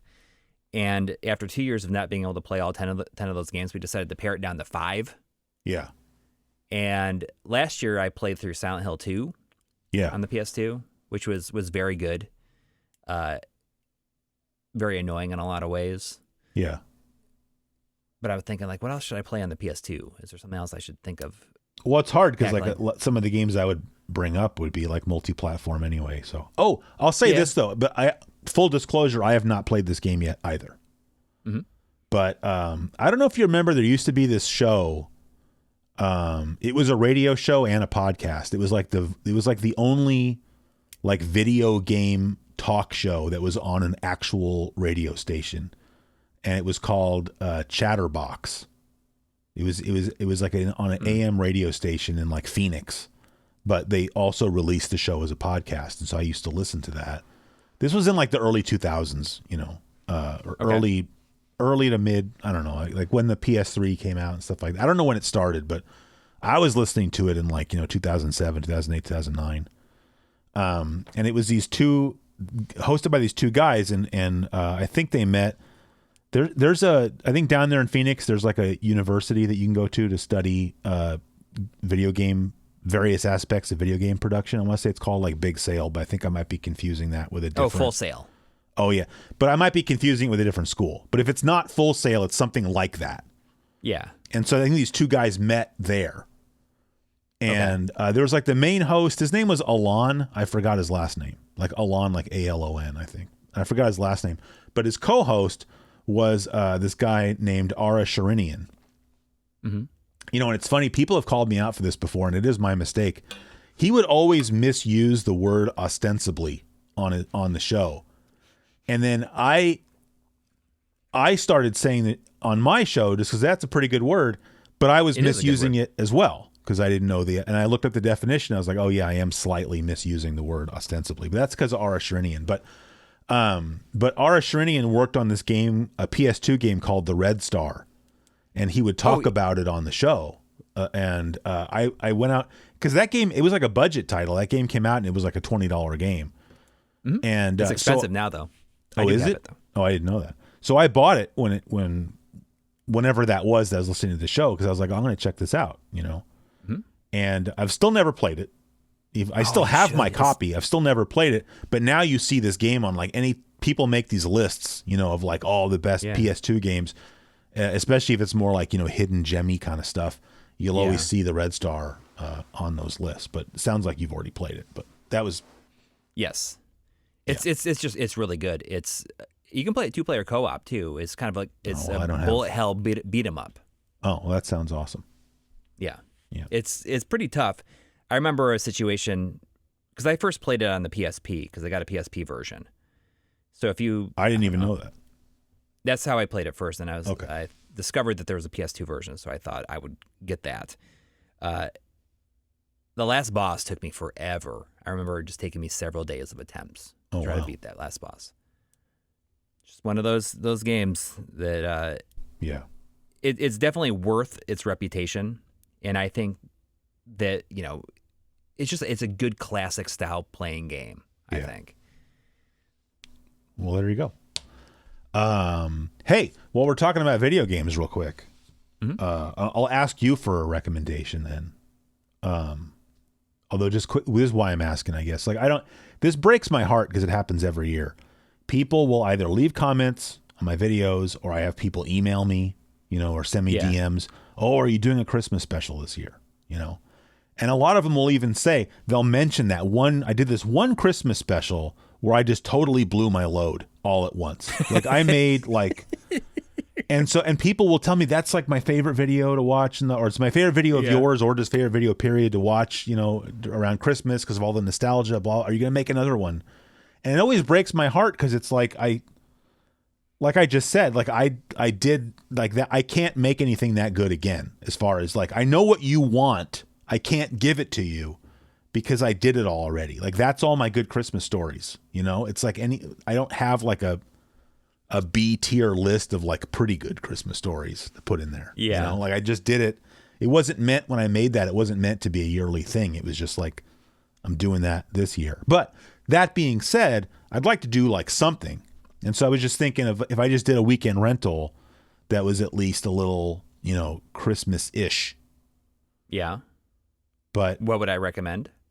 Well, because I was just thinking the only time I've ever played Batman Returns on the show was going to suggest Batman was on Returns, a live stream. So I was thinking I could do that. The SNES version? Yeah, of course. Yeah, because the Genesis version sucks. But that's exactly what I was going to suggest. Okay. And that's where I was already weekend leaning, rental game. It's very, very fun. Oh yeah, it's a perfect weekend. It's a perfect subject for a weekend rental. I think. Yeah, I love that. Game. It's weird that it's a single player beat 'em up. Yeah. But not that it really is here nor there at this point. Yeah. But I've heard that somebody has ported it to the Genesis and they're releasing that port on Christmas Day. Yes, I saw that on okay. I don't know where I saw it. Probably Blue Sky or something. I don't remember, but I saw that. That's cool. First of all, that's too late. I can't wait until Christmas Day to make a video like that. But secondly, I'm not excited about that. I got to be honest with you. I'm intellectually curious about it. I would like to check that out, but am I like, ooh, no, because to me, that's one of my go-to Super Nintendo games. I have both systems. I don't need at this point, for you to port something from one system to the other is more of an intellectual curiosity to me. I think it's neat that you did that, but if they're backporting, there's somebody working on a Symphony of the Night backport to the Genesis. Which is that's not something you're looking forward to, but it's just it's more interesting and curious. But you should definitely do that. That's a great game. I love that you can throw people into the background and you can I think that's the most satisfying, when you grab them and just especially if you break if you throw them into a window and break the glass. Yes. That's like a very bithead thing. Yep. Yeah, so that is a great Christmas game. It'd be hard for me to... Because the only other one I was thinking, but I've never played it, is also for the Super Nintendo is Home Alone, because people seem to like that game, but from what I've seen of it, I'm just not sure if I would enjoy it. Have you played the Genesis version though? No, I've never played any Home Alone game. Like, I don't know if this is confirmed or not, but I've heard people say that Home Alone on the Genesis is one of the first games with crafting as we know it today. Oh, what do you craft? I don't know, probably traps and stuff like that. But you're saying it's one of those situations where it's like same name, different game kind of thing? Yes. Okay. Because I think that the Genesis version was Sega developed, because that's in a black grid box on the Genesis. I mean, just a very similar situation as Batman Returns. Or like Sega did the Genesis version, and Konami did that. But I have Home Alone, and I've never really played it. That's, one of those things I want to do is just a video on all the black grid box. That'd be a long video. It would be, but that's okay. It's okay. People like that stuff, Well, just stuff that I could like work on a little bit here and there. I mean, I'm gonna focus on just doing that kind of stuff in the new year, where I think that if I just like make little bits of progress each day. And, I go on and on a lot of times about how I really struggle with scripting and writing and everything. Yeah. And I just recently, someone reminded me, it's like, remember, like, your creativity, your brain, your writing and creativity is like, it's like a muscle that you got to exercise. That's true. And you just got to keep on doing it to get better. You're not just, you don't read something that somebody wrote and think like, well, how did they just come up with this? Yeah. Yeah. And I think that, like, as for somebody who struggles with writing, I so often get myself in a like a tizzy over it, thinking like, how do these people just come up with this stuff, and thinking about these things in a way that I would never have thought of or approached this thing. And it's because they didn't originally have that idea, or they came up with that idea someplace else. They wrote it down, or they stored it someplace, and then they came back to it or applied it where it made sense. And that's just something that I need to practice on more often. And I feel like I should set something up where I spend like 30 minutes in the morning. Yeah. To like just like write something and see what comes of that. Carry a notebook around with you where you can write in, you can. Yeah. And that's one of the things I want to like try to improve upon, because now I'm just thinking about things I want to like get better at in my life. Yeah. And how not being better at them is affecting my life. Sure. Because, it's things that I like, but I need to get better at it to do better at it. Yeah. To make it more satisfying. And the other thing that I'm trying to do is to speak slower and think about what I'm saying ahead of time, so I don't pause as much when I'm saying something, because that is something that I've discovered that I've done since, I guess, the pandemic, where I was not seeing as many people in person, so that my ability to, I guess, form cohesive sentences and just blurt it all out at once, has been a challenge. And I told you before we started recording that we're working, and it'll be out either Friday or Saturday. It's just a discussion that Tri and I did that is about taking various video game consoles and putting it into a tier list where it's just based completely on the aesthetics of the system. Yeah. Games and power have nothing to do with it. It's just like, here's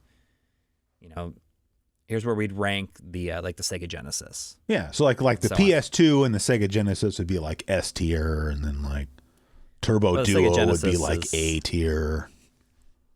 No, it's okay. It's not spoilers. I guess I'm just not saying that like that's. But I will say that the Sega Genesis is a work of art. Yeah, that's what we say. Yeah. Anyways, I'm editing this, and I'm just seeing myself going into it without a lot of fully thought out or coherent thoughts, and I'm saying 4 or 5 words, pausing for a second, continuing, or having filler words Like that's my number one thing that I want to get over is getting over having filler words. So you mean much. like when like you say filler ums and words and like stuff like that Yeah. that is one of my main things that I want to practice. And I was looking up a lot of different ways to get better at that. And maybe what I need to do is just to look at if I'm reading a web page or something, I'm reading like a review of something, maybe I just read it out loud. Sure. Just different ways where I want to learn to get better at that. And that is something that is extremely desirable to me. And well, I mean, I've never noticed you doing any of that stuff egregiously, but I admire you for going on your path of self-improvement. But I'll say for me, that's something that drives me crazy. Like when I'm editing one of my videos and I can see I keep going like, oh, I hate that. Yes. Or if you're doing that, especially if you're recording by yourself, if you see yourself doing that, you like just stop for a second, think about what you want to say, and then you can just like edit that instead of trying to make it work, because you get this. I think that we've built this society around us, like with live streaming and everything, where we almost feel like even when we're not, in a way, we're like performing for non-existent cameras. And it's got to be like, you got to get it right that first time, or else, or it can be edited later, but you don't want to just like pause for a second, compose yourself, figure out what it is that you want to say, and then say it in a concise way. And that's a lot less editing than trying to just like go around these different words or these pauses or these ums or likes and like whatever. Well, one thing I'd say about that though, that I've noticed is, you're saying these filler words because you're trying to like, well, my brain needs a second. So in order to fill the silence, I'm going to go like, right. Yeah. But, I've noticed sometimes, like, let's say I'm doing like a weekend rental and I'm sitting there talking about whatever, and I have maybe a little momentary like brain fart where like I just need, some amount of time to come up with whatever it is I'm trying to say. I'll even be thinking in my head, I'm going to have to edit that out later because that was too long of a silence. And then I go through and I'm editing and I realize it's not that long. You think it is. Because it's like you get into this weird headspace when you're doing something like on camera and, you get maybe a lot more self-aware. Yeah. Maybe to a fault. And you think like, oh, man, that's not going to look good. And then you go back and you watch it and that it looks totally conversational, because it's no different than if you were talking to somebody and you just needed a second. It's not a big deal. But because you become more self-conscious that like, oh, I'm on camera and this is for an audience, things seem a lot worse than they actually are. And I guess I'm saying that to say that like, no, you don't need to say or just if you need that half a second that feels like 5 seconds, even though it's only half a second, give yourself the half a second, because nobody cares. Right. Yeah. That is exactly true.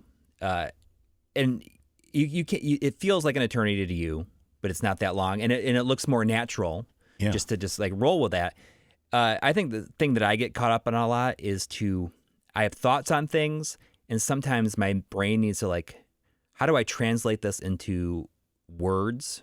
Yeah. To accurately convey what I'm saying or I want to say. And that's just something that I feel as though I can do better if I just like pause for a second, think it through, and then say it without like losing my train of thought. Yeah. See, like right there where I was trying to get it out. Yeah. But that's not what I was talking. Like that comes off as natural. Yeah. Well, because you were doing the way the that hand I was in this video and everything. Is that I just did not have the full. I felt too much pressure. Yeah. While recording this to like come up with certain things, and I think that I would say a handful, like a couple of like little pieces of what I wanted to say, but I couldn't translate what I was trying to describe into words fast enough. So I was pausing a lot and inserting a like or an in a way that sounds unnatural. That if I feel like if anybody's watching this, if this is just happening every time that I speak, and this video is like 3 hours long, it's going to get real annoying. Yeah. So that's my big thing. And really the only way to do that is to practice, which is why I'm saying we should make this a regular thing again, because it's just good to be able to talk to somebody. Yeah. And just kind of get this information out. But I think I'm not the one that doesn't want to be doing the podcast all the time. You're the one that was like, no, F that. Yeah, I was saying I got better things to do. Like, sorry, I can't do this tonight. I got to, I don't know, get drunk or got to jerk off or something. Whoa. Yeah. Whoa, earmuffs. I feel like the technology must exist by now, Oh, certainly it does, right? You could use like AI. Like, I'm going to hook some electrodes up to my toes, and I'm going to have this look like my phone. It could be a phone app. Like, you could have a Bluetooth shocker and then a phone app that's just listening. And every time you say, it, right? Yeah. The only problem is they have to learn, right? Because then you get into these situations where you'd say, hey, Coury, did you know that the Latin word for lead is plumbum? Like, no, that was not right?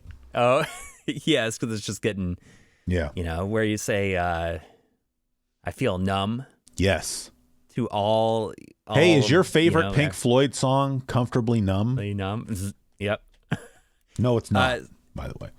So doing this, and I think that I will start doing these video logs that I did a whole bunch, like in 2019. Yeah, and that's kind of where I feel as though I was the best at speaking to a camera without, pausing. I was just able to kind of get the information out, and I go into it with coherent-esque thoughts of what I wanted to say and do.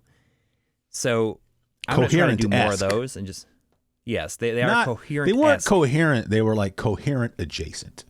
Yes, they are almost coherent. Yeah. Ish.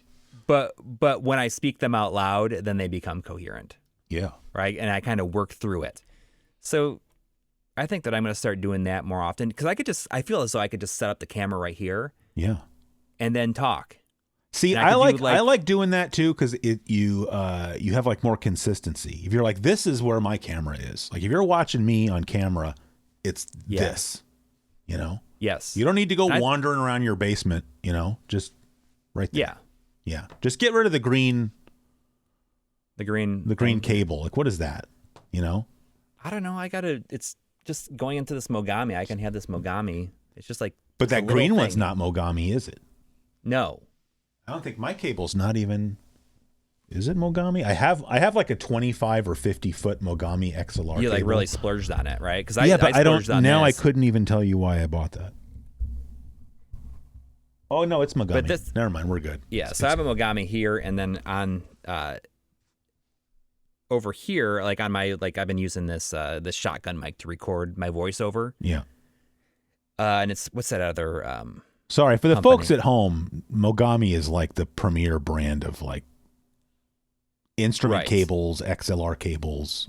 And they can be stupid expensive, but yes, you buy them with the idea buy that once, this is cry sound the once, best, and it will last forever. Yes. On the other microphone, I think that I have the what's that company called that the world's best cables also sells. Like Nutric, is that? I thought Nutric was the connector. That's the kind of connector. Yeah, I'm a big fan. I think this actually might be a world's best cable though. I like those. Yeah, people. Well, this is too, but I think that this one here, I can look at it what it is. I can't say definitively if it's the world's best, but I've never had any complaints. Canair. This is a Canair. Oh yeah, I don't know if it's Canair or Canare. Yeah, it's Canare. Yeah. Oh yeah. I don't know how you say that, but yes, also excellent cabling. Yeah. Hey, we're pushing up against 2 hours here. I had one other thing, if that's all right. Yeah, hit me. I feel like, as usual, I've been doing most of the talking, but I don't know why recently, like in the last month or so, I don't remember when this was, but I had this mentally on my list to talk about anyway. I probably saw something on Reddit. I don't know. Something happened that made me want to go back and watch Godfather again. Okay. And so, but I the watched release of Megaopolis, maybe. I don't know what that is. That was it's Francis Ford Coppola's passion project that he's been trying to get made for decades, and it came out, and I guess it's like real bad. Okay, I don't know. But so I went back and I watched Godfather, and then I didn't know about this, but apparently at some point they made this like total recut. Actually, it was a total recut of Godfather and Godfather 2, and it was called the Godfather Saga, and they made it was like made for TV. And it recut everything so that you watched it in like chronological order. So like all the scenes with Robert De Niro was at the beginning, and then it transitioned from that into the Godfather 1, and then after that would be Godfather 2, which I thought was a great way to watch it. Because I mean the Robert De Niro part of Godfather 2 is to me the best part of the whole thing. And as somebody pointed out, I think actually it was Quentin Tarantino pointed out, that just Godfather and Godfather 2 together is already a trilogy. It's kind of true. Right. But anyway, all that is to say, so I watched that and I was like, oh yeah, this is really cool. And then I finally, I managed to make it 47 years. Well, not 47 years. I forgot what year the movie came out, but it wasn't until the 90s. I managed to make it however long I made it without ever watching Godfather 3. Mm-hmm. But finally I was like, well, because I think it's on like HBO. It's on some service that I'm already paying for anyway. So it was, essentially free, effectively. Right. And so I watched Godfather 3 for the first time. And I don't know. It's again, I try not to, I know everybody likes to be all super negative. I try not to, let that poison my mind too much, like I like Castlevania 2 just fine, for example, or Zelda 2. And so like, I understand all the criticisms people have had about Godfather 3, but I'm like, well, I'm just going to watch it anyway. I'm going to watch it with an open mind because it's still more Godfather, come on. Yeah. And so this is all I can say. Like, I thought the plot was interesting. I thought it had some really good scenes. You've seen The Godfather 3, I assume? I've not seen it. I have not, no. Okay, well, but, all right. Anyway, like I said, the plot I thought was, interesting or, I guess appropriate for the time or whatever. There's a scene in there where Michael is confessing. Like, he's having a meeting with this cardinal over in like Vatican City. And the cardinal offers to take his confession, and he finally gets Michael to agree, and Michael confesses, and it's a really good, shows like how good of an actor Al Pacino is. Very good scene, But the main criticism that the movie gets from most people is Sofia Coppola's acting. Right. Right, because she plays Michael's daughter. Apparently, from what I read, and I don't remember the specifics, but apparently there was some other actress that was supposed to play, I forgot the character's name, but Michael's daughter. And either they had started shooting it, either it was like an Eric Stoltz situation in Back to the Future, or maybe they hadn't started shooting yet, and they had to like she was a last minute substitution. Everybody says, oh, it's, because of who she is, she's Francis's daughter, and so that's why she got the role. And yes, of course, but I'm saying it wasn't like, that wasn't always the plan, Right. But anyway, so I watched the movie, and I will concede that all of that criticism is appropriate. I mean, it was really, so okay. It's like, and I know she's gone on. Maybe I would feel worse saying this, but she has gone on to become a great director, filmmaker. She's a very successful Lost in person. Translation and I don't know if she ever acts anymore, but yeah, exactly. But I'm saying, you have great actors that sometimes it's almost distracting because you're watching it, like let's say if you're watching like, really any movie with Daniel Day-Lewis in it, like it just like, he's so good that it almost takes you out of the movie for a second. Cause you're just like, oh my God, this guy is just like such a friggin' good actor, And he's like always like that person. Yes. Like, you can't imagine him as anybody else. Right. Yes. I'm thinking like, Gangs of New York or There Will Be Blood, I think are the two first examples that come to mind for me. Yeah. So, and then you have like the vast majority of actors who are just competent actors and they do their job. And so you don't really notice them. You don't go, wow, that's a really good actor. And you don't say like, oh my God, that person is awful. Right. And then you have people that are bad enough at acting that it's distracting. Right. Like I can't enjoy the scene as much because like the fact that this person is a bad actor is sort of, it almost in a way breaks the fourth wall because it becomes unbelievable. Like, I don't believe that you are this person because of how poor a job you're doing portraying them. And that's how bad she was. Interesting. It makes me want to watch it, but I do know that they came out with a recut of it. I think that's what I watched. A lot of that character. I think that's what I watched because it's like it was the only version available on. Like I said, I think it's HBO Max because they kind of gave it a different name. Like it's still the Godfather 3, but it had like some other. It's not. I think it's called like the Godfather Coda. And then that's what it was. Yeah. And then maybe it's like the death of Michael Corleone, something like that. Yes. That's the one that I watched. So if that had less of her and I still noticed it, that's probably not great. And like I said, I'm not trying to dump on the person. I mean, she was like, what was she, like 14 or something? And it's not like I would have been able to, she was put in a lot of pressure. She was put in a real tough position, especially when this was a series of movies known for how great the acting was. You know? So it's like she was put in an unfair situation. So I'm nothing against her, but I'm saying that the criticism is justified in that it does definitely take away from the movie. That being said, I still think it's worth watching, especially if you're an appreciator of the Godfather movies. Well, if you're I'll watch that.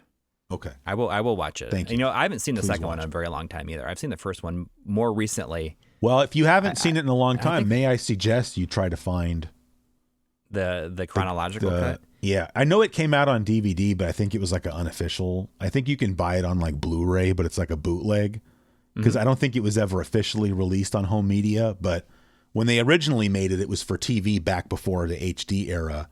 But then I think they kind of redid it and released it on TV, like on a cable station after the HD era. And I think that's the version. But I'm saying maybe you can put on the old eye patch and find a copy of it online kind of thing. Well, if next time you're on HBO, on HBO Max, yes, may I suggest the documentary that I watched today, which was called Yacht Rock, a documentary, and doc is DOCK. It's just an hour and 30-minute documentary on. But it probably has Yacht like Rock. A lot of Christopher Cross in it. Yeah, you know what? He's pretty cool, I think. He's super cool. And I was watching it, I was like, man, I've really slept on Christopher Cross. I immediately went on Apple Music and, queued up several albums. Well, it's just funny. I feel like I think about like Sailing is a great song. Like I was like, holy cow, this is a lot better than I remember it being. Well, I always thought it was good, but I mean, like you had like Phil Collins and Genesis. I feel like were like sort of the part of the soundtrack to my childhood, but a certain period of my childhood. And I feel like if you go back before that, you'd have to put Christopher, like I'm saying, like when I was like, kindergarten, first grade, that's when I forgot the name of the song, but it's from, I think it's called Arthur's Theme because it's from that movie with Dustin. Is that Dustin Hoffman? No, it was. No, I'm confusing him with somebody else, but Dudley Moore. Yes, thank you, Dudley Moore. There was that song that was big on the radio, and then Sailing, and then also Ride Like the Wind. Mm-hmm. Those are all great. Yeah. So I highly recommend checking that out. It was very good. It's a very breezy watch. It moves real quick, but there's a lot of like interesting little tidbits. And I don't know, it's just interesting because I never thought of like Toto as being Yacht Rock. Yeah, I don't know if I would think of it that way too, but I'm open to the idea. I'll watch. So Yacht Rock is on HBO. Yeah. All right, I'm writing Yacht that Rock, down. a documentary. Hey, have you ever seen, speaking of Christopher Cross, and more specifically, speaking of Ride Like the Wind, you should look this up on YouTube after. Okay. You remember that show SCTV? Yes. It's like the Canadian Saturday Night Live. That's probably being overly reductive, but whatever. Like Rick Moranis and stuff. John Candy was on SCTV, Eugene Levy. I think the woman, I forgot her name, I feel like an asshole. The woman that plays Kevin McAllister's mother. Yeah, O'Hara, Catherine Right, O'Hara. Catherine O'Hara. I think she came from SCTV. Anyway, there's an SCTV sketch where it's about the song Ride Like the Wind, but not, what's the name of the guy? He was in the Doobie Brothers. He does the backing vocals on Ride Like the Wind. I can't remember his name. He's very, very famous. His name just flew out of my head. But If you just type in a YouTube like "Ride Like the Wind" SCTV, you'll see it. But Rick Moranis Not plays like Michael McDonald, no. Right? Yes, Michael McDonald, exactly. Okay. It's just funny. I like. Okay. I mean, I'm a Rick Moranis fan, so you know. Yeah. We could agree though, probably, that Rick Moranis's greatest role was Dark Helmet, right? Yes. Like, is that even up 100%. For debate? Okay, just making sure. It is absolutely the most quotable to me. You know, I'll bust that out every once in a while. You know. I mean, Louis Tully is a strong second. Ghostbusters. Yes, but Dark Helmet is so much better. You know, I mean, Spaceballs is just a classic. I haven't watched Spaceballs. I mean, in a long we could time, talk for because you know we haven't really caught up in a while, so we should save some of the stuff for next time. Okay. Plus we're over the 2 hour mark now. It's you know I've been watching different things with my son, just kind of putting stuff on. Because at least he'll still watch movies with me. Yeah, thank goodness. For now, you know, give him another. I mean, did sons do that the same way daughter? I feel like you're pretty safe, aren't you? I mean, I don't know. I think Monty's always going to think you're cool. We'll see. Like, I never got to a period where I didn't think I definitely, and I'm saying that I'm a boy, not a girl. I get that. But I'm saying, like, growing up, I definitely went through my period of, like, I don't want anything to do with my mom, really. Really? But I never felt that way about my dad. Well, I put on the people isn't that how that works? I think like, daughters don't want to hang out with their dads for a while, and then at that same time, like, I think your wife is going to go through it with Monty, probably. Yes. But I think you and Monty should always be okay. But you know, you say that, and it's very true. Like, that's true. I think that my wife can relate to like the stuff that she's dealing with right now a lot better, and she feels safer like talking about that. But also, it's very interesting. The reverse of that in some ways. I think that perhaps like my wife is more critical at times of my daughter and I'm more critical of my son. Yeah. And we are more easygoing on the other. Yeah. It's just, it's interesting. It's an interesting, I guess like a comparison or whatever, you know? Okay. Like, but anyway, you were trying to say about watching. Well, so I watched that movie, Top Secret. You know, the people who, Abrams, the guys who did Airplane and Kentucky Fried Movie and Naked Gun. This movie called Top Secret with Val Kilmer. Okay, I don't know. And it's very funny. I think it might be Val Kilmer's first movie. Oh, wow. Very much worth watching, but there's so much stuff in there that is not appropriate, I guess, for being a PG movie at the time. It's like, this is not a PG movie. You know, it's the same thing when you watch, you know, Who Framed Roger Rabbit. But there's a lot of stuff in there thinking, I can't believe this is a PG movie. Yeah. And they only get away with what they get away with in Roger Rabbit because they're cartoons. Right.